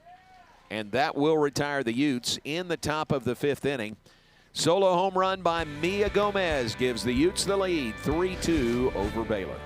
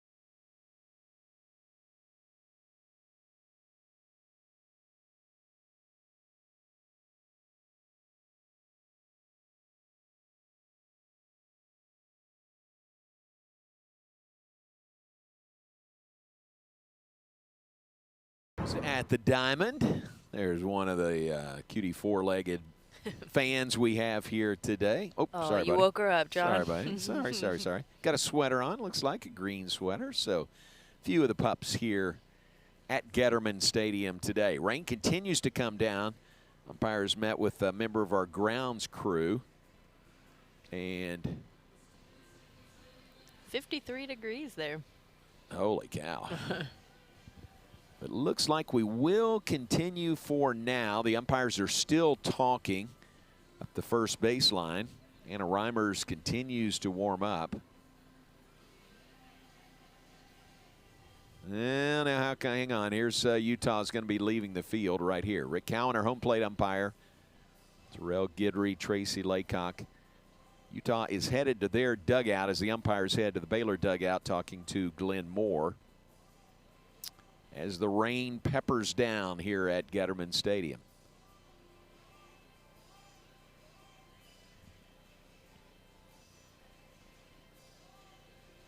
We did complete the top of the 5th inning. Utah with the lead, 3-2 over Baylor.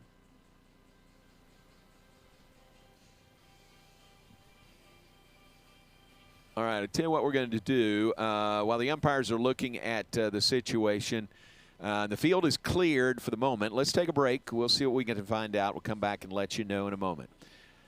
Maybe nearing a rain delay, nothing official yet. Utah leads Baylor 3-2 in the 5th.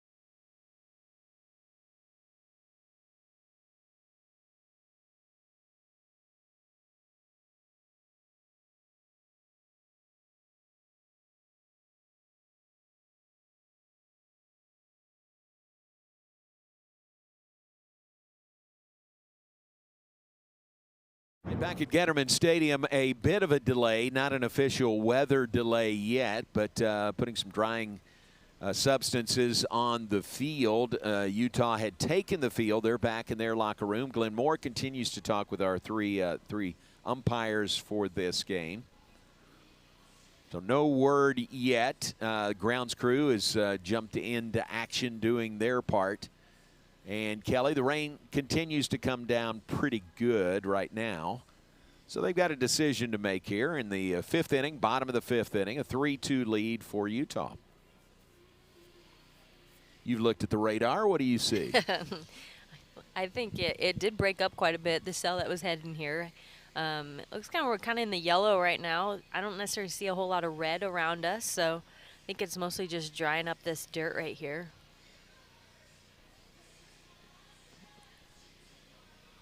Now, just north of us and west of us, it's getting pretty heavy too, but really, like you said, Waco's notorious, especially as it comes over Lake Waco. It just kind of splits up. Right. Sometimes in the middle of the summer when there had been rain for a month and, rain's coming, yeah. And then it just like there's a dome over Waco sometimes. Especially at my old house when I didn't have sprinklers, so I was like, come on, rain. Right. So, again, no official word from the dugout, from the umpires.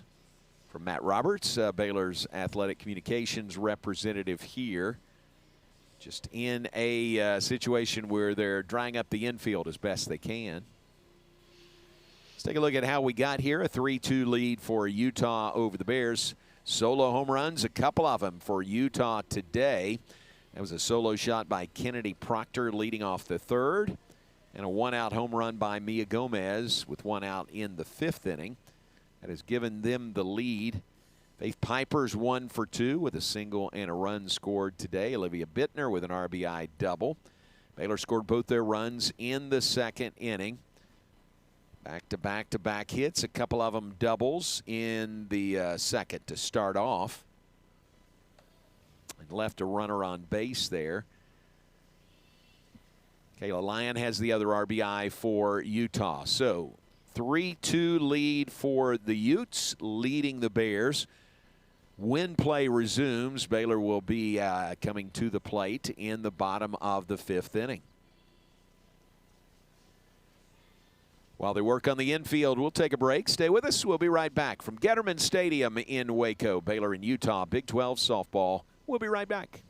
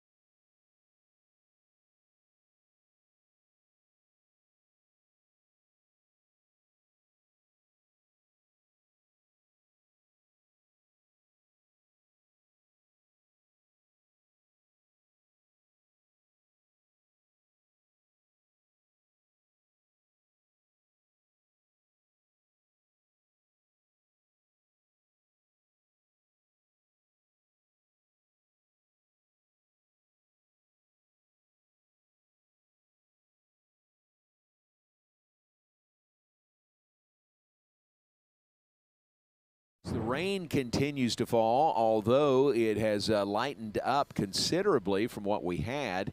We're in the fifth inning. Utah leads Baylor 3-2 our score. When play resumes, we'll move to the bottom of the fifth inning.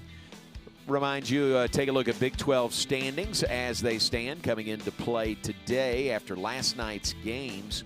Texas Tech not playing a conference series this weekend. They're already 18 games in. They only have one conference series remaining. And they've got a, what is that, a 3.5 game lead on Arizona in second place in the league. Remember, the top 8 advanced to the Big 12 tournament in Oklahoma City. Oklahoma State, Kansas tied for third at 10-6. UCF by percentage points. UCF out of conference this weekend also. They're at 11-7-1. Then Baylor sitting in 6th place at 8-8. Comes Arizona State, Iowa State, BYU, Utah at 5-10-1. The tie was a Sunday day where it looked like the curfew caught them. They ended in a 2-2 tie with UCF in the third game of that series. Then Houston in last place in the league as Utah comes back out on the field. They'll be given a little time to re-warm up. Scores from last night, if you missed it, UCF beat Kansas 6-3. Arizona State beat Houston 5-2. Oklahoma State beat Arizona 8-7 in 10 innings last night in Stillwater. And game 2 of the series, BYU beat Iowa State 6-5. Iowa State won the series opener on Thursday night 14-10, so they're tied at a game apiece. They'll wrap up their series in Provo today. So you're caught up to date on Big 12 softball and about ready to get going again after a little warm-up period for Anna Reimers. And again, Kelly, in only her second start this season, she has done a really, really good job. She really has.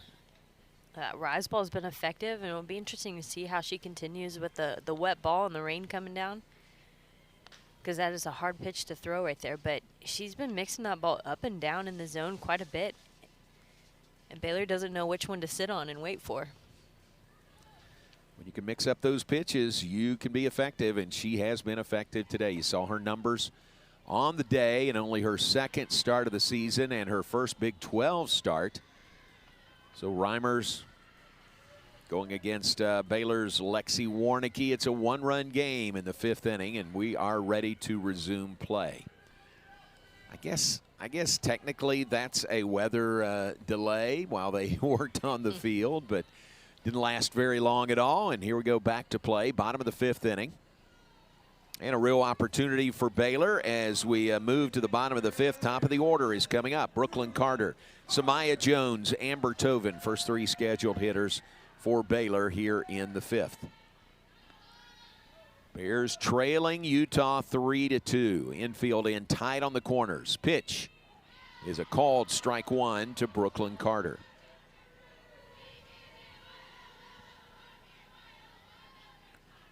With a 10-game hitting streak, tying her career high. She's 0 for 1 today with a walk. Walked in the first inning. Takes that one inside. Walked leading off the game. Stole second, stole third, then got stranded at third base in the first.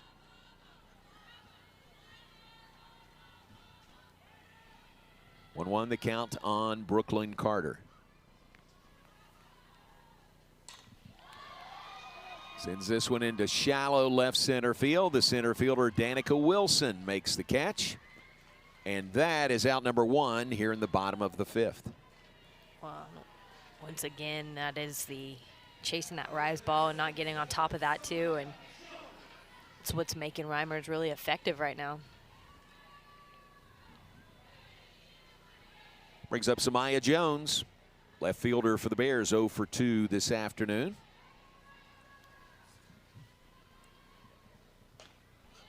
Pitches away. It's ball 1 to Samaya Jones. Samaya is sophomore from Pearland, transfer from LSU.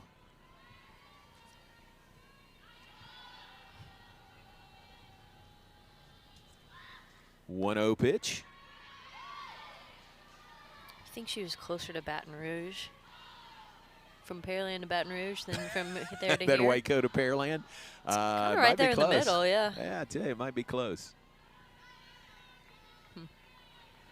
2-0 the count to Samaya Jones. Pitch. Caught the inner part of the plate, strike 2. You think coming home to Texas, oh, it's got to be closer. But you I will might tell be you, right. I'll take Highway 6 over that part of I-10 any day, Yeah. though. Oh, yeah. Yeah, true. 2-1 the count. Inside ball 3. Nearing 100 pitches on the day is Anna Reimers. And again, she's done so well, but she'd only pitched 15 innings coming in. You wonder if here's a hit into center field. Samaya Jones. Nice, easy single to center. Say you think Reimers might get to a point where, you know, she just hadn't pitched that many innings. It might catch up to her. That's a great piece of hitting right there, too. And especially with the ball wet right now, you really need to make sure you get on top of that ball, and Samaya Jones does just that. She was on base all 4 times last night, 1 for 1 officially. -3 game hitting streak going for Samaya Jones. Make it 4 straight now. Here's Amber Tovin to the plate. Bears down a run to the Utes, 3-2. Baylor batting bottom of the 5th inning.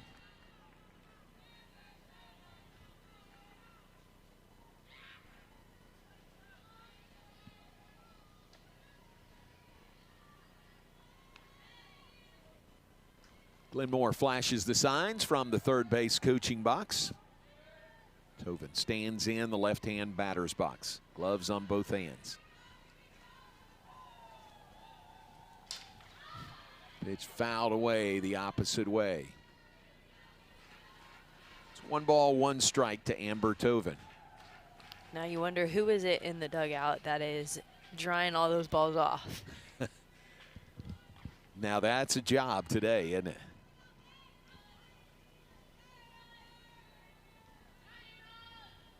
1-1 the count to Tovin. 0 for 2 this afternoon.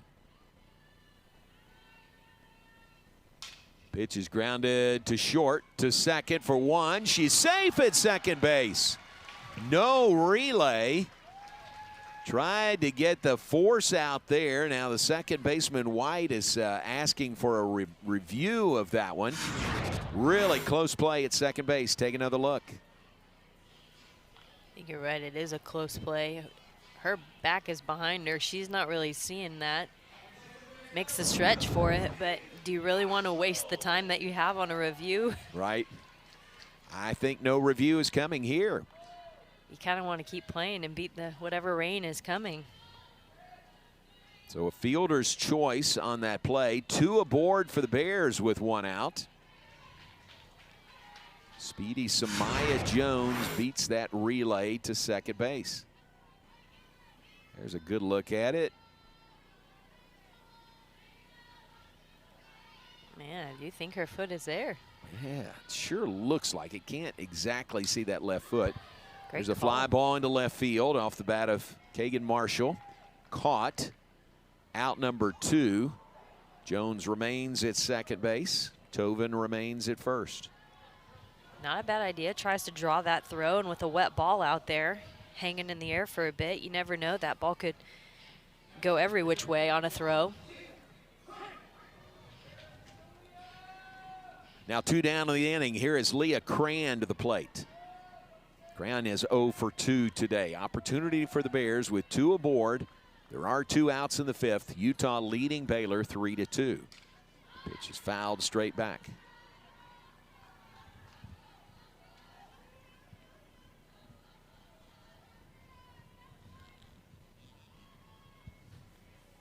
Grant is fouled out to the first baseman today. Also popped out to short. Oh, and last night she had a ball off the wall. I mean, we talk about a game of inches. It was probably centimeters from going over. It really was. So close. Pitch 101 of the day by Anna Reimers is up high. And it's 1 ball, 1 strike.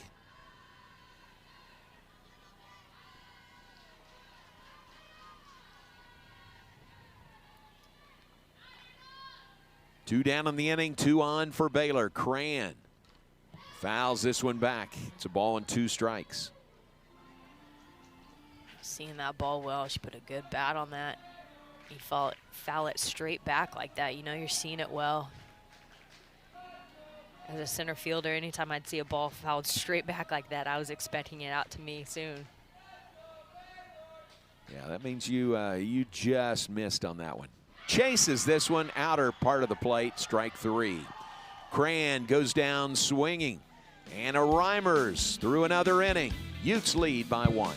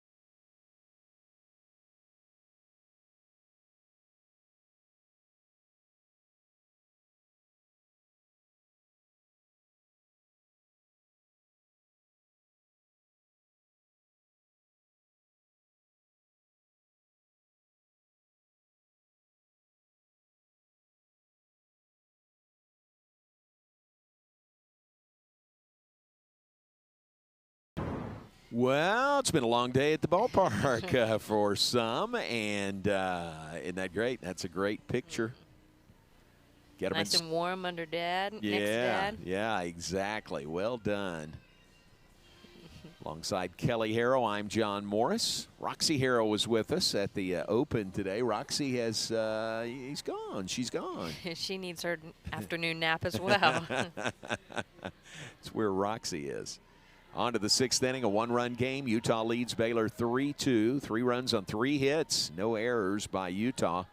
2 runs on 4 hits. 1 error for the Bears. Lexi Warnicki has gone the entire way for Baylor. She goes to work on Peyton Crank to start the 6th inning. Now the umpires going to meet between first and home. What do you think this is about? I don't know. He called time immediately. Nice and loud. I'm guessing there may be lightning around. Oh, lightning. It's what it looks like. They're clearing the field. You don't necessarily do that for rain. So. That's true. That's exactly right. Lightning is something you do not mess with. So if there are or is a strike within 8 miles of the venue, you got to clear the field. You got to clear the stands.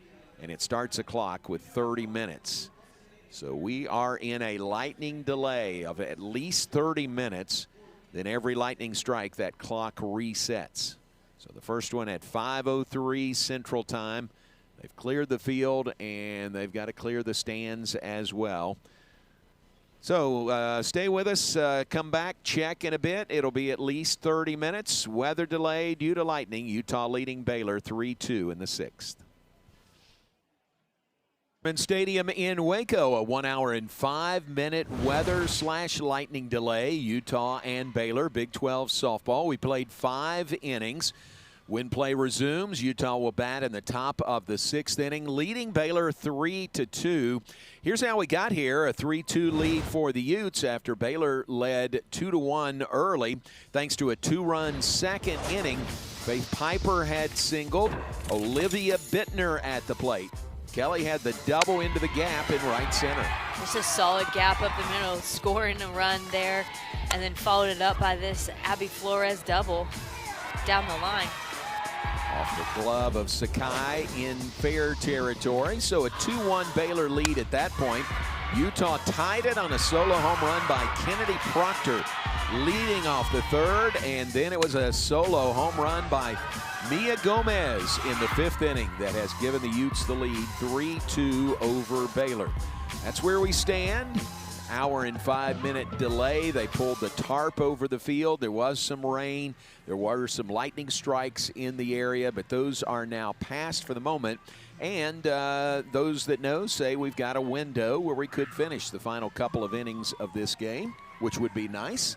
Here's some of the other highlights, Kelly, from the day to this point as we head to the 6th inning.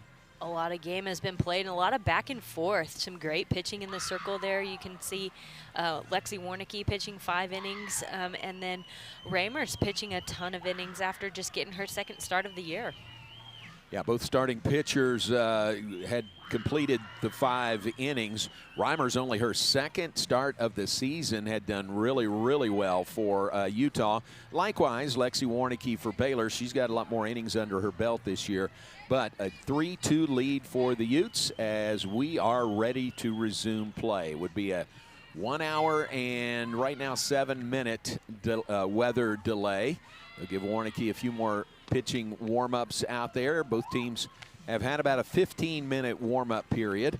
And it looks like, again, by those who know, it looks like a window. There's more rain coming, but possibly a window to be able to complete this game, the final 2 innings. Well, especially with Utah traveling tomorrow, and there's a timeline on the game and already needing to play game 3 tomorrow. Like, you really do want to try and complete this game today and get some rest before you coming back at 11 a.m. tomorrow, too. So about to resume. Lexi Warnicki goes back out there. I'm a little surprised after, after the hour-plus delay, and Warnicki has gone the entire way. You see there 90 pitches. Are you surprised at all she goes back out there? A little bit. I mean, she's pitched a lot of games. Pitched 5 innings here on a game where she usually gets some help and some relief, or she is the relief too. But 90 pitches thrown so far. When she left, she was in a pretty good groove, despite the 2 home runs. Those 2 home runs going both opposite field on some pretty good pitches. Yeah. So Warnicki back in the circle for the Bears. Here we go, top of the 6th inning. First pitch to Peyton Crank, who's in the box as we begin, and it's a strike, so it's 1 ball, 1 strike. The count to Peyton Crank, the right fielder. She's 0 for 2 today with a couple of strikeouts. This one right back to the circle. Gloved by Warnicki on to first. That's out number 1 in the top of the 6th inning. Sometimes you wonder just about how much those pitch, but an hour is a pretty good time of rest. But it's the challenge of how do you continue to stay warm, because you're not going to ice your shoulder to try and come back and warm up again. So keeping warm enough to where you're still focused and in the game. Next batter at the plate, fly ball to right field. That is Shanti Posse. Fly ball to right, caught there by Jensen Vien. That is out number 2. Pretty quick fashion to get 2 outs as play resumes in the top of the 6th. It's a lot of a mental game at this point, too. You've played some pretty good softball through 5 innings, and now it's, okay, how do we bounce back from this? Baylor's needing a run to recover. Pop in the infield by Haley White, gloved by Leah Cran, and Lexi Warnicki quickly dispatches the Utes, top of the 6th. Bears come to bat, down by 1.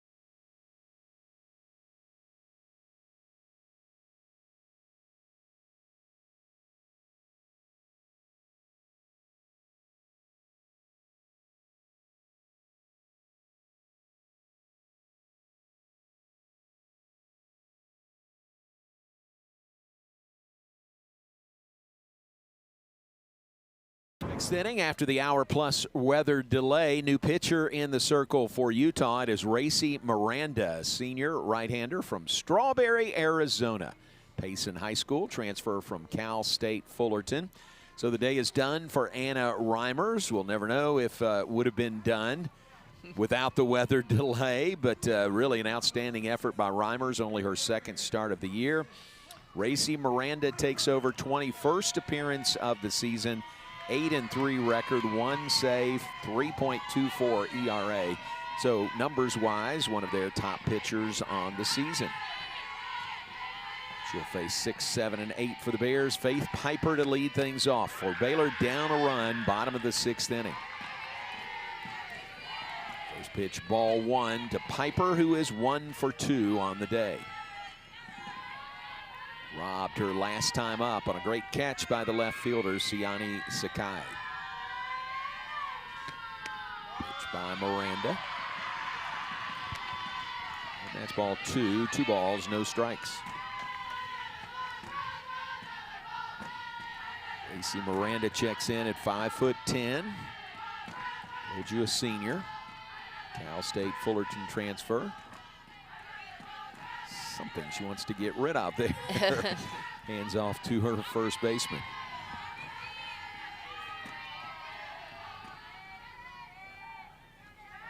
Here's the 2-0 to Piper. Takes, called, strike 1. Your hometown is in southern Arizona, and then you play in Southern California, and then you having to adapt to the weather in Utah. That's a change. Yeah. That is a change. 2-1 pitch to Piper. Grounds it fair down the third base line. Long throw.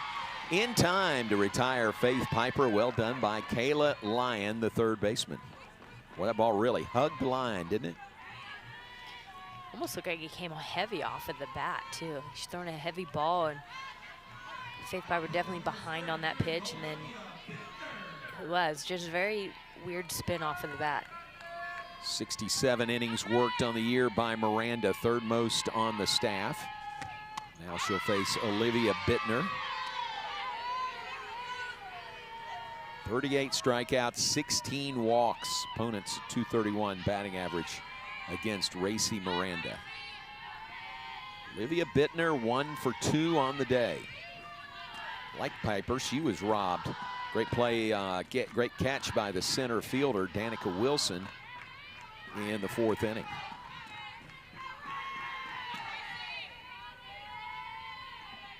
And after hour delay and a new pitcher, it's a whole new ball game for Baylor right here.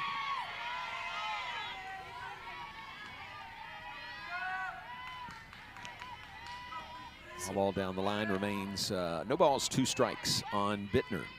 There's the Miranda throwing a different look here. Kind of coming in at a different speed too, so Baylor's needing to adjust. All while being a run behind with just 2 innings left to play. Yeah, short runway, isn't it, when you pick back up in the 6th inning, trailing by a run. Pitch, outside. 1 ball, 2 strikes to Bittner.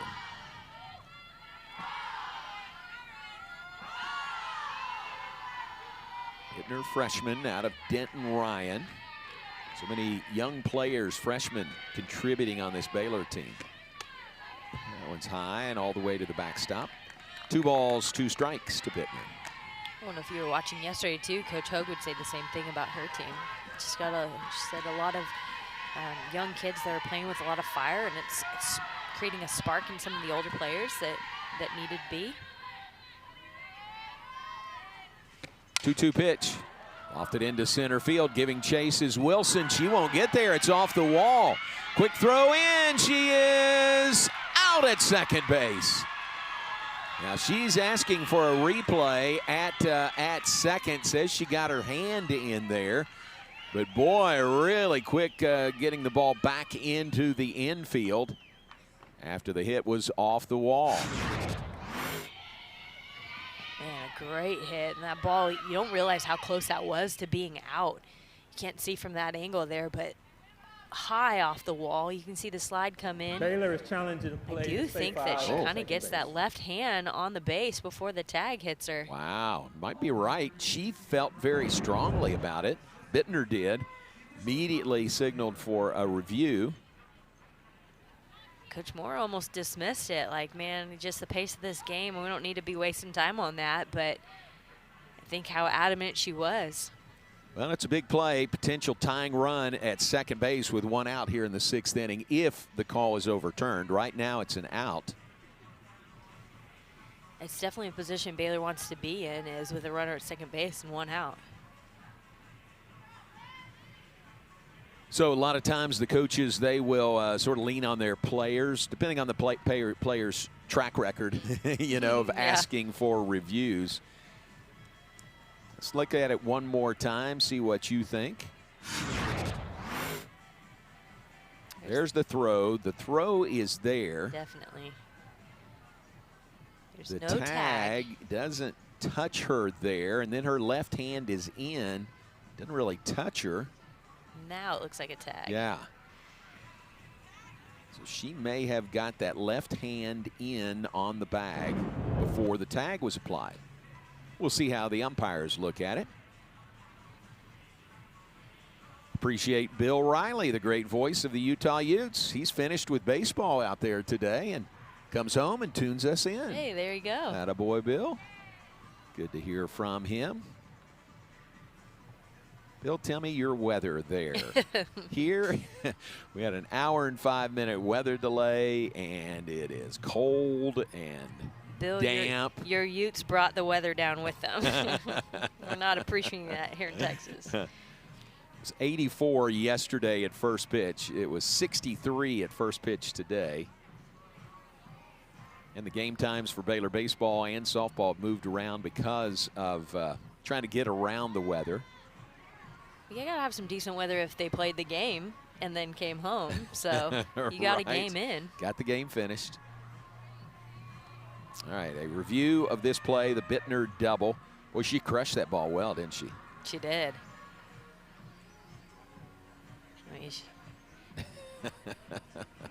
Let's take another look at it. They're spending a lot of time on it, so there's something to look at.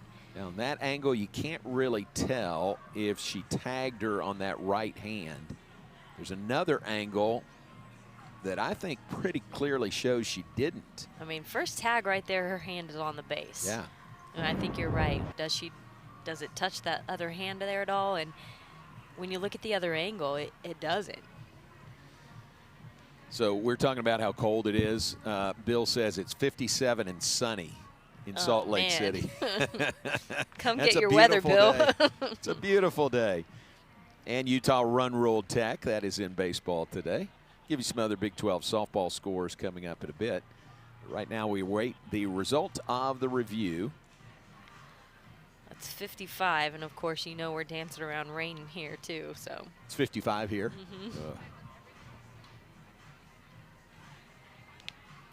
All right, here come the umpires. Let's see how they see it.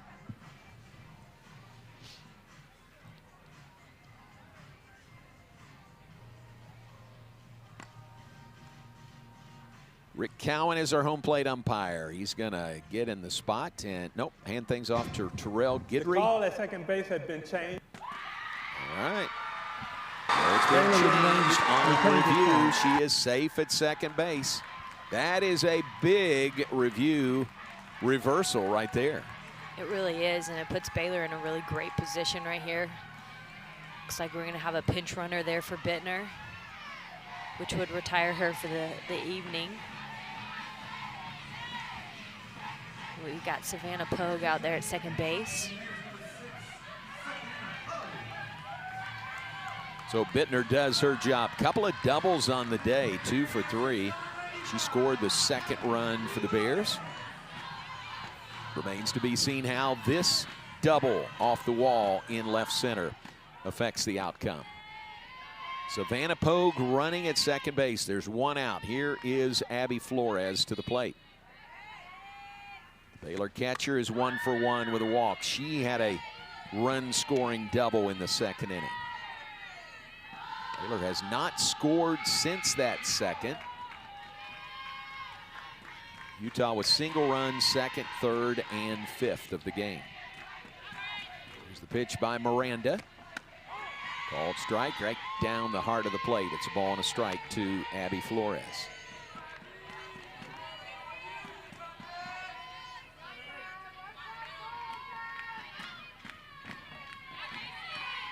Flores, the Baylor catcher.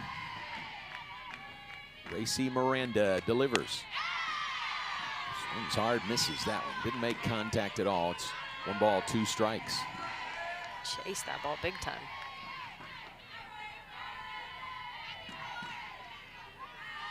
Kind of feel like a player's playing out of their shoes at that point, really wanting to make a difference, really wanting that pitch, and that ball's way out of the zone. Flores, the junior out of Beaumont United High School. 1 ball, 2 strikes. Here's the pitch by Miranda. This one is hit in the air to center field. It's going back. Tracked down by Danica Wilson, tagging at second. Moving on to third is the pinch runner, Savannah Pogue. So Baylor has the potential tying run at third base, but there are 2 down here in the 6th inning. Just a great at-bat right there by Flores.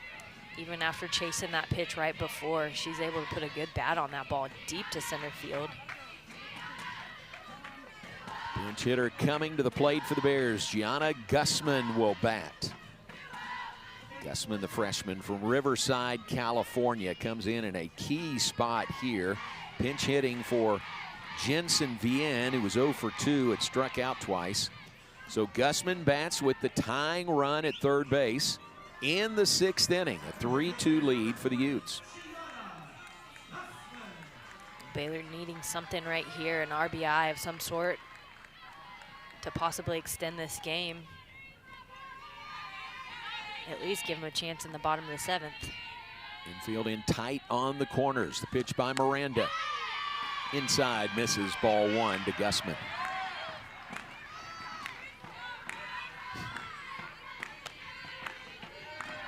Gussman on the season, .243 average. She's played quite a bit in her freshman season, 33rd game in which she's seen action this year. Game 43 today. Here's the pitch by Racy Miranda. Outside, ball 2. Top of the order, Brooklyn Carter is on deck for the Bears. There are 2 down here in the bottom of the 6th.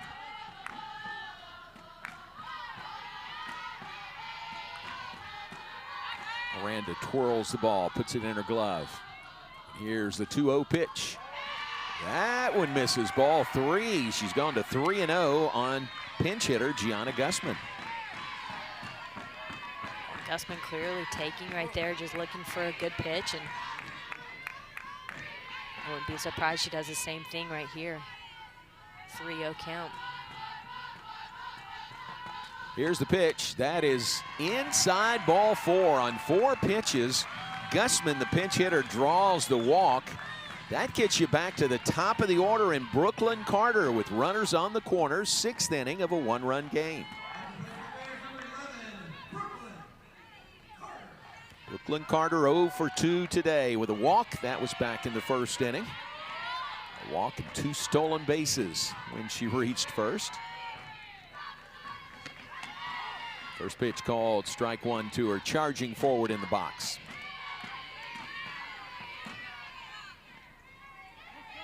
.346 average as of this plate appearance by Brooklyn Carter. Leadoff hitter, speed to burn for Carter. Your leadoff hitter, one of your leading hitters as far as batting average and just the threat of speed if she gets on base at all right here. Joe's bunt pulls it back, taps it foul down the third base line. She'll come back in the box, now down on the count, no balls, 2 strikes.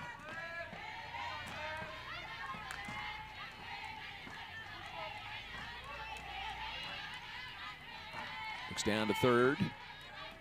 Gets the sign from Glenn Moore in the third base coaching box. Joe's bunt, again, no balls, 2 strikes the count. With 2 down and 2 on, swings and misses, strike 3. Bears get the tying run to third. She's stranded there as Carter strikes out. We go to the 7th. Utes lead the Bears 3-2.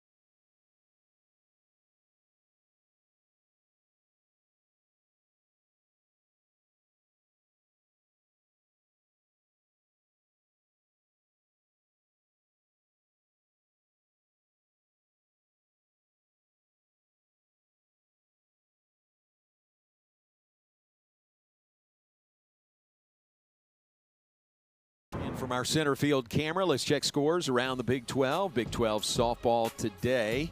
3 of them are finals already. Arizona beat Oklahoma State 9-1. Iowa State over BYU 9-6. They take that series 2-1. Arizona in 6 innings knocks off Houston 16-8. The only other game in progress, UCF leads Kansas 9-2. They're in the top of the 7th inning in Orlando. Here in Waco, it's 3-2. Utah leads Baylor as the Utes come to bat top of the 7th inning.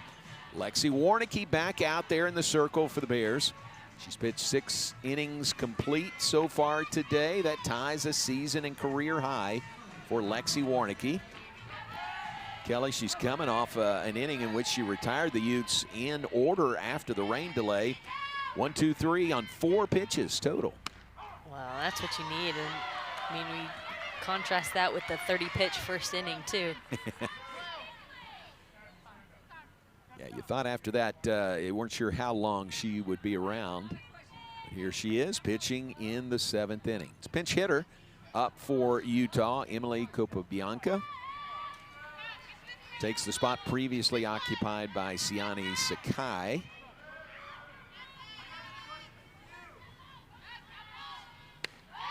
Seventh inning follows a 1 hour and 5-minute weather delay. 1-1 the count.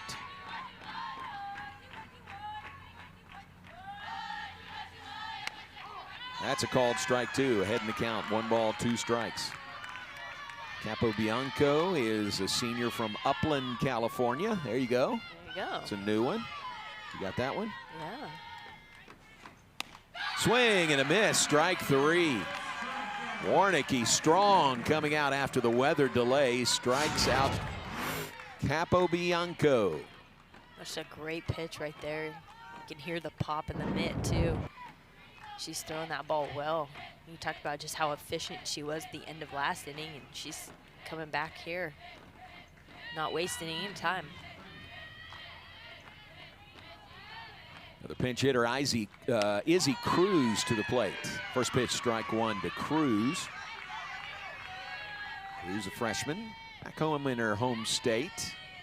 She's from New Braunfels High School. Only Texan on the roster for Utah. So nice to get Izzy Cruz in at bat here in the 7th inning. Playing in front of some hometown people. You know, That's close as she's going to get. That's as close as she's going to get. And I bet you the ones that are here have somebody on the team after that hour weather delay. Which is outside. It's a ball and a strike to Izzy Cruz. Man, wouldn't you hate if you come all the way and she doesn't get the start, she's not playing, and then the weather hits, and you're like, oh, they're not going to finish the game. So you start heading back to New Braunfels, and Oh, by the way, she gets an at-bat. That's a good Let's thing. hope that's not the case. 2-2 the count on Izzy Cruz. 27 average on the year, 21st game in which she's seen action. This one is hit into left field. That's a base hit by Cruz. Rounds first, takes a look. She'll stay there. Maya Jones gets it back in, but a one-out single here in the 7th inning by the pinch hitter, Izzy Cruz. First one to really kind of pick up on Warnicki right there. You see she kind of gets around that outside pitch, but does enough with it, get it past any infielder, find grass out there. And back to the top of the order for Utah and the dangerous Mia Gomez. Last time up, she parked one over the wall in right field. A majestic shot for her 11th home run of the season. She's tied for team high with Kennedy Proctor, who had her 11th back in the 3rd inning. They just go back and forth. Like, you hit one, I got to hit one now, too. That's it. Keeping up with each other.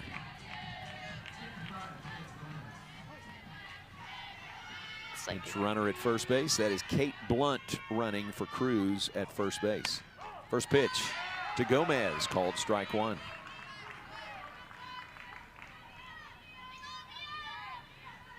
Blunt the runner at first. Insurance for Utah, up 3-2 on the Bears.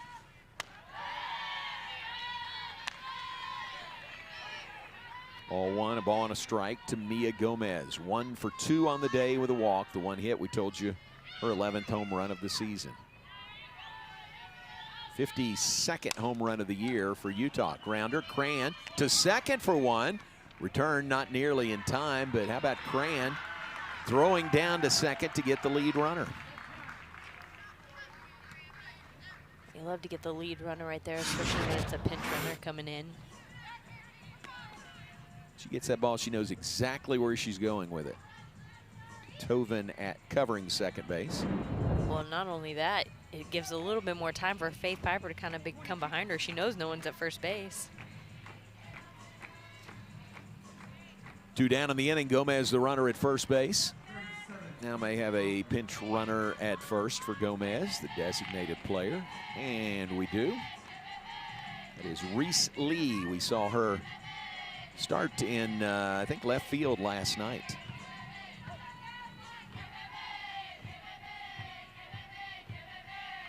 Two down in the 7th inning. First pitch to Lee, low and away, ball one.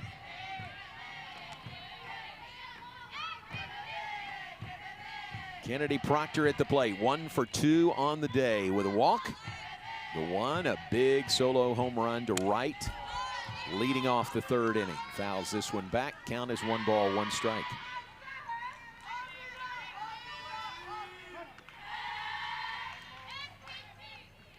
Proctor just swings the bat so well, too. But how about that stat right there for Utah? 11-1 when hitting 2 or more home runs in a game, and that's what they've got today, the 2 home runs. They are leading it 3-2, batting in the 7th inning. Lexi Warnicki now a career high 6 2/3 innings. Snap throw and a close play there at first base.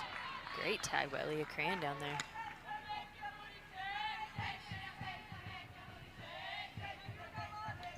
Three and one the count on Proctor. Warnicki delivers. This one is fouled out of play right side. Goes to a full count on Kennedy Proctor with 2 outs, a runner on top of the 7th inning.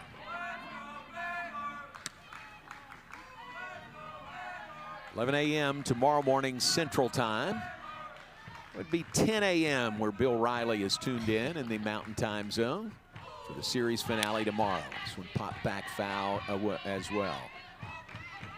Again, weather should be fine, maybe cool again in the morning, but I think the rain moves out after today.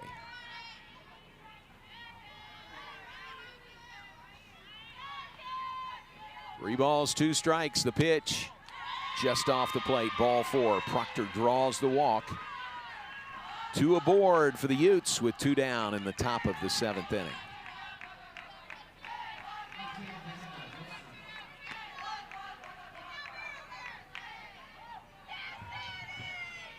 Fourth walk today. 2 of them have been to Kennedy Proctor.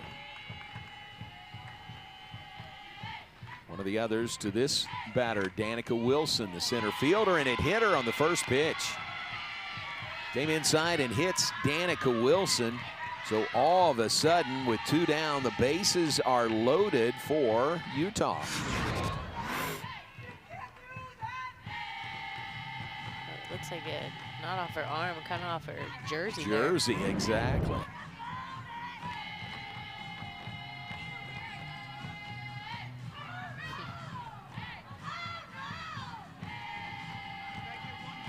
So Warnicki has loaded the bases. Last 2 reaching via the walk and then a hit batter.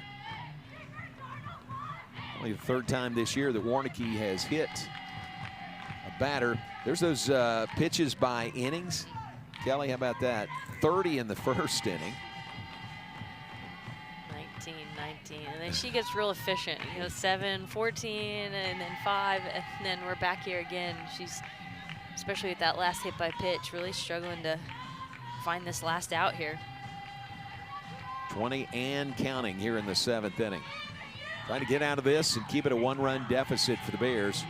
Baylor comes to bat, bottom of the 7th inning. They'll have part of their order up, 2, 3, and 4 hitters. Trailing by 1 now. Utah trying to add to that with Sion Noli at the plate.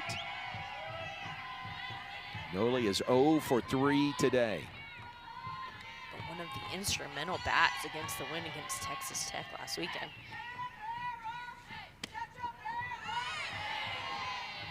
And misses. It's a ball and a strike.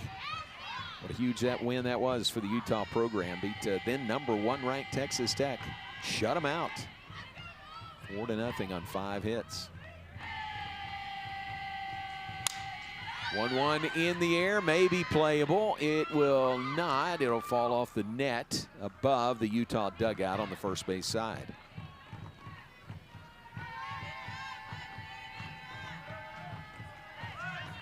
Now everybody back to their spots. That includes Reese Lee, the pinch runner at third base. Kennedy Proctor at second. Danica Wilson at first. Sion Noli at the plate. 1 ball, 2 strike count. The pitch. It's this one hard into left field, a base hit, an RBI single, maybe 2. Here's the throw. It's high, 2-run score for Utah. On the RBI single to left by Sion Noli here in the 7th inning. Utes up their lead to 5-2 over Baylor. Just a big hit right there. Warnicki leaves that ball over the plate. And it's even on towards the outside. Gets around that ball and just a nice single through the infield. Able to score 2. It's a big smile right there by her. Noli, well-deserved smile there at first base. With 2 strikes on her, Baylor was a strike away from getting out of that 7th inning. Still within 1. Now they'll need at least 3 when they come to bat in the bottom of the 7th. Pinch hitter comes in for, pinch runner comes in at first base. Now if you're Baylor, you're kind of just hoping Lexi Warnicki can get this last out right here. Give yourself a chance. You really don't want to bring a whole new pitcher in with possibly 1 out left in the game. Right. Fly ball left field. That one's carrying well. That's deep, and it is gone. A 2-run homer over the wall in left by Peyton Crank. I think that's a 3-run homer right there. You are right. 3 on that, 5 in the inning for Utah. They go up 8-2 on Baylor in the 7th inning. Just left that ball up in the zone, and Crank's able to get all of that. I think everybody knew off the bat there is no chance in that one.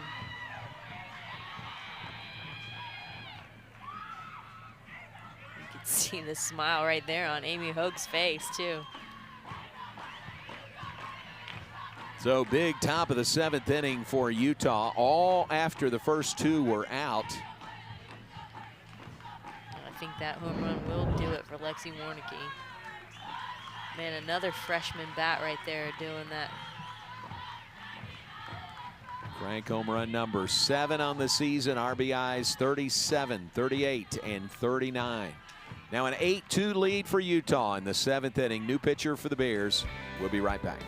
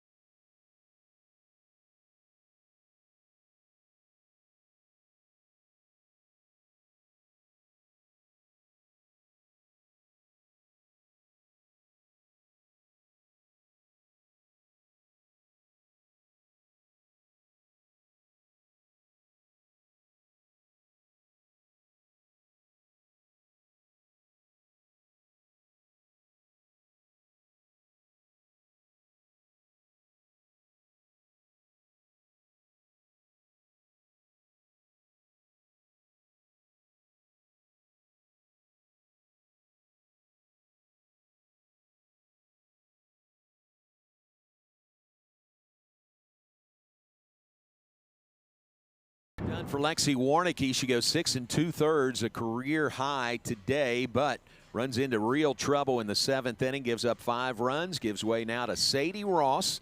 Sadie is the sophomore from Carr, Colorado, right-hander. Carr, Colorado is her hometown. We talked about this the other night. Eaton High School is her high school, about 30 miles away. But she takes over with 2 down, nobody on here, trying to finish off the top of the 7th. And the Bears will come up trailing now 8-2 to Utah. There's Shanti Posse. Sends this one into right field. A dive and a grab is made in right field. Terrific catch in right field for the final out of the inning by Gianna Gussman. That is the inning, but a big one for Utah. They put 5 on the board. Bears come to bat, bottom of the 7th, trailing 8-2.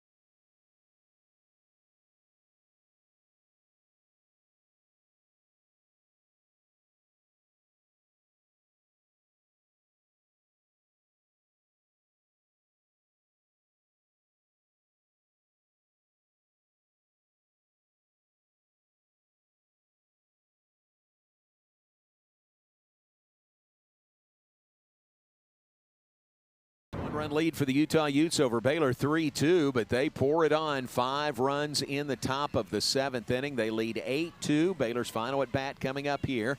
How about that number? Very impressive. 27-0 for the Utes when leading after 6. That means of their 29 wins, only 2 of them were late inning wins. How about that? Yeah. Really, the key to beating this team is to score early and score often, because as you can see with the one swing of the bat, they can completely change the game quickly. Yeah, 3rd home run today, 305 team batting average coming into play today. This is Racy Miranda on for her 2nd inning of work after the hour and 5-minute weather delay. Bears need base runners, down by 6 in the bottom of the 7th inning. So Maya Jones leads off. Miranda pops the mitt. It's a ball and a strike to Samaya Jones, 1 for 3 on the day.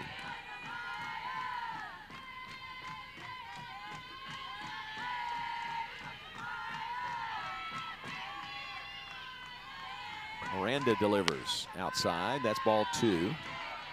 Center fielder Wilson swung around a bit toward right.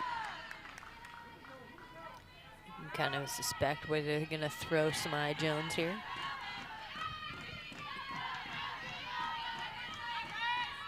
Infield, even with the bags on the corners. Here's the 2-1. Comes inside and misses. 3 balls, 1 strike.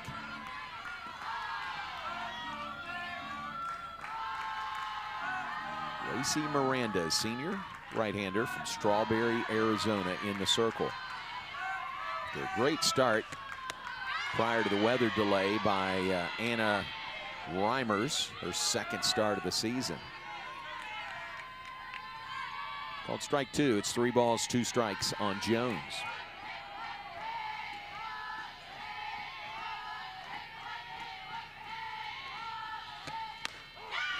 And called strike 3. Jones goes down looking. That's the first out in the bottom of the 7th inning.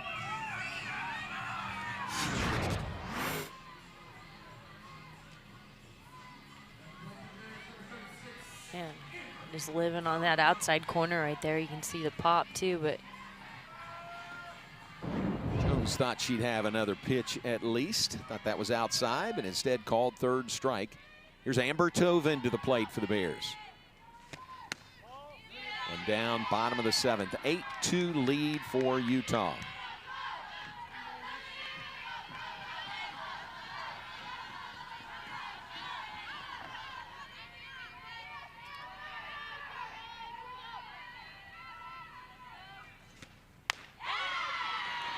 And pops the mitt right down the middle. It's a ball and a strike to Amber Tovin. 3 hits in the game last night. Couple of RBIs, on base 4 times. Oh, I'm sorry, that was Samaya Jones, but 3 hits last night for Amber Tovin. First time since the Wichita State game on February 7th. So far, looking for her first hit today. Fly ball to left, caught in left field. Sakai back in defensively and left. Almost misjudged that one, but reaches up and makes the catch for the 2nd out. that ball coming off the bat had a ton of spin, but definitely carried back a little bit. You can see almost missing that by Sakai out there. So 2 down, Bears down to their final out in the bottom of the 7th. Kagan Marshall to the plate. Just outside, ball 1 to Marshall, who's 0 for 2 with a walk today.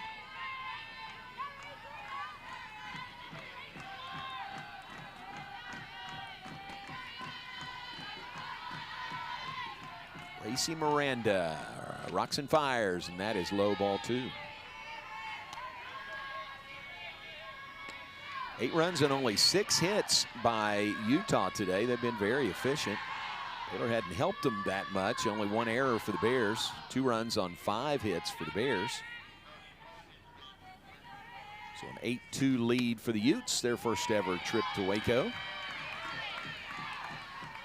They hold on here, and they're 1 out away. That evens a series at a game apiece. The rubber match comes up tomorrow. Took the words out of my mouth, John.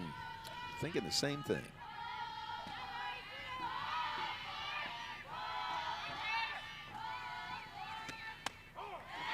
They called strike 2. I'm sorry, that's 1. So it's 3 balls, 1 strike. Haven't seen Cambry Kreger for the Bears in this series. Maybe tomorrow. Haven't seen Shelby Jones for Utah in this series. By their numbers, one of their top 3 pitchers. That is ball 4 to Kagan Marshall.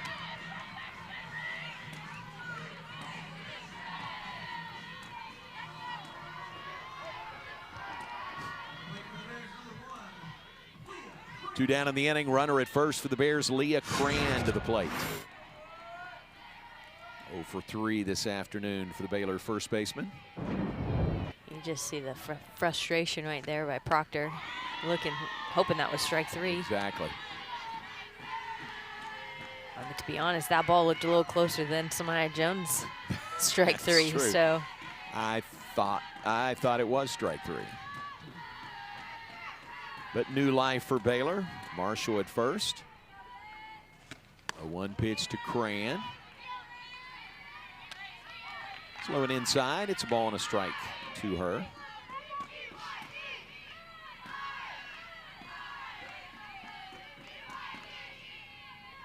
For 3, including a strikeout her last time up for Leah Cran. Pitch by Miranda. Off speed, called strike 2. Hadn't seen that pitch thrown a lot. That was a very effective change of speeds there. Something new by Miranda.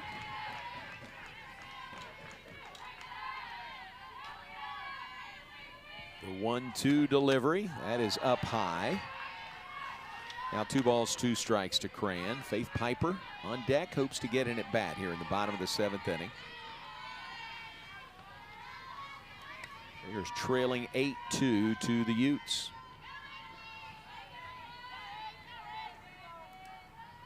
And the pitch. Back to the pitcher. Miranda will underhand to first, and that is the ball game. Well, an hour and 5-minute weather delay in there. A big 5-run 7th inning for Utah, and the Utes get the win over Baylor. 8-2 the final score. Well, Miranda really coming in and changing the difference in that game. Close game coming out of the rain delay, but a new pitcher and a new game for Utah, and they just tacked on 5 runs to help her out. So what pitching is left? How do things shake out tomorrow? The rubber match in this best-of-3 Big 12 series.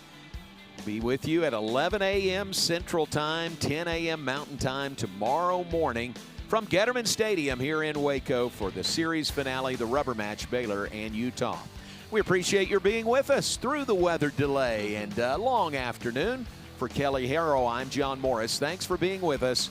Final score, Utah 8, Baylor 2. Thanks for watching the Big 12 on ESPN.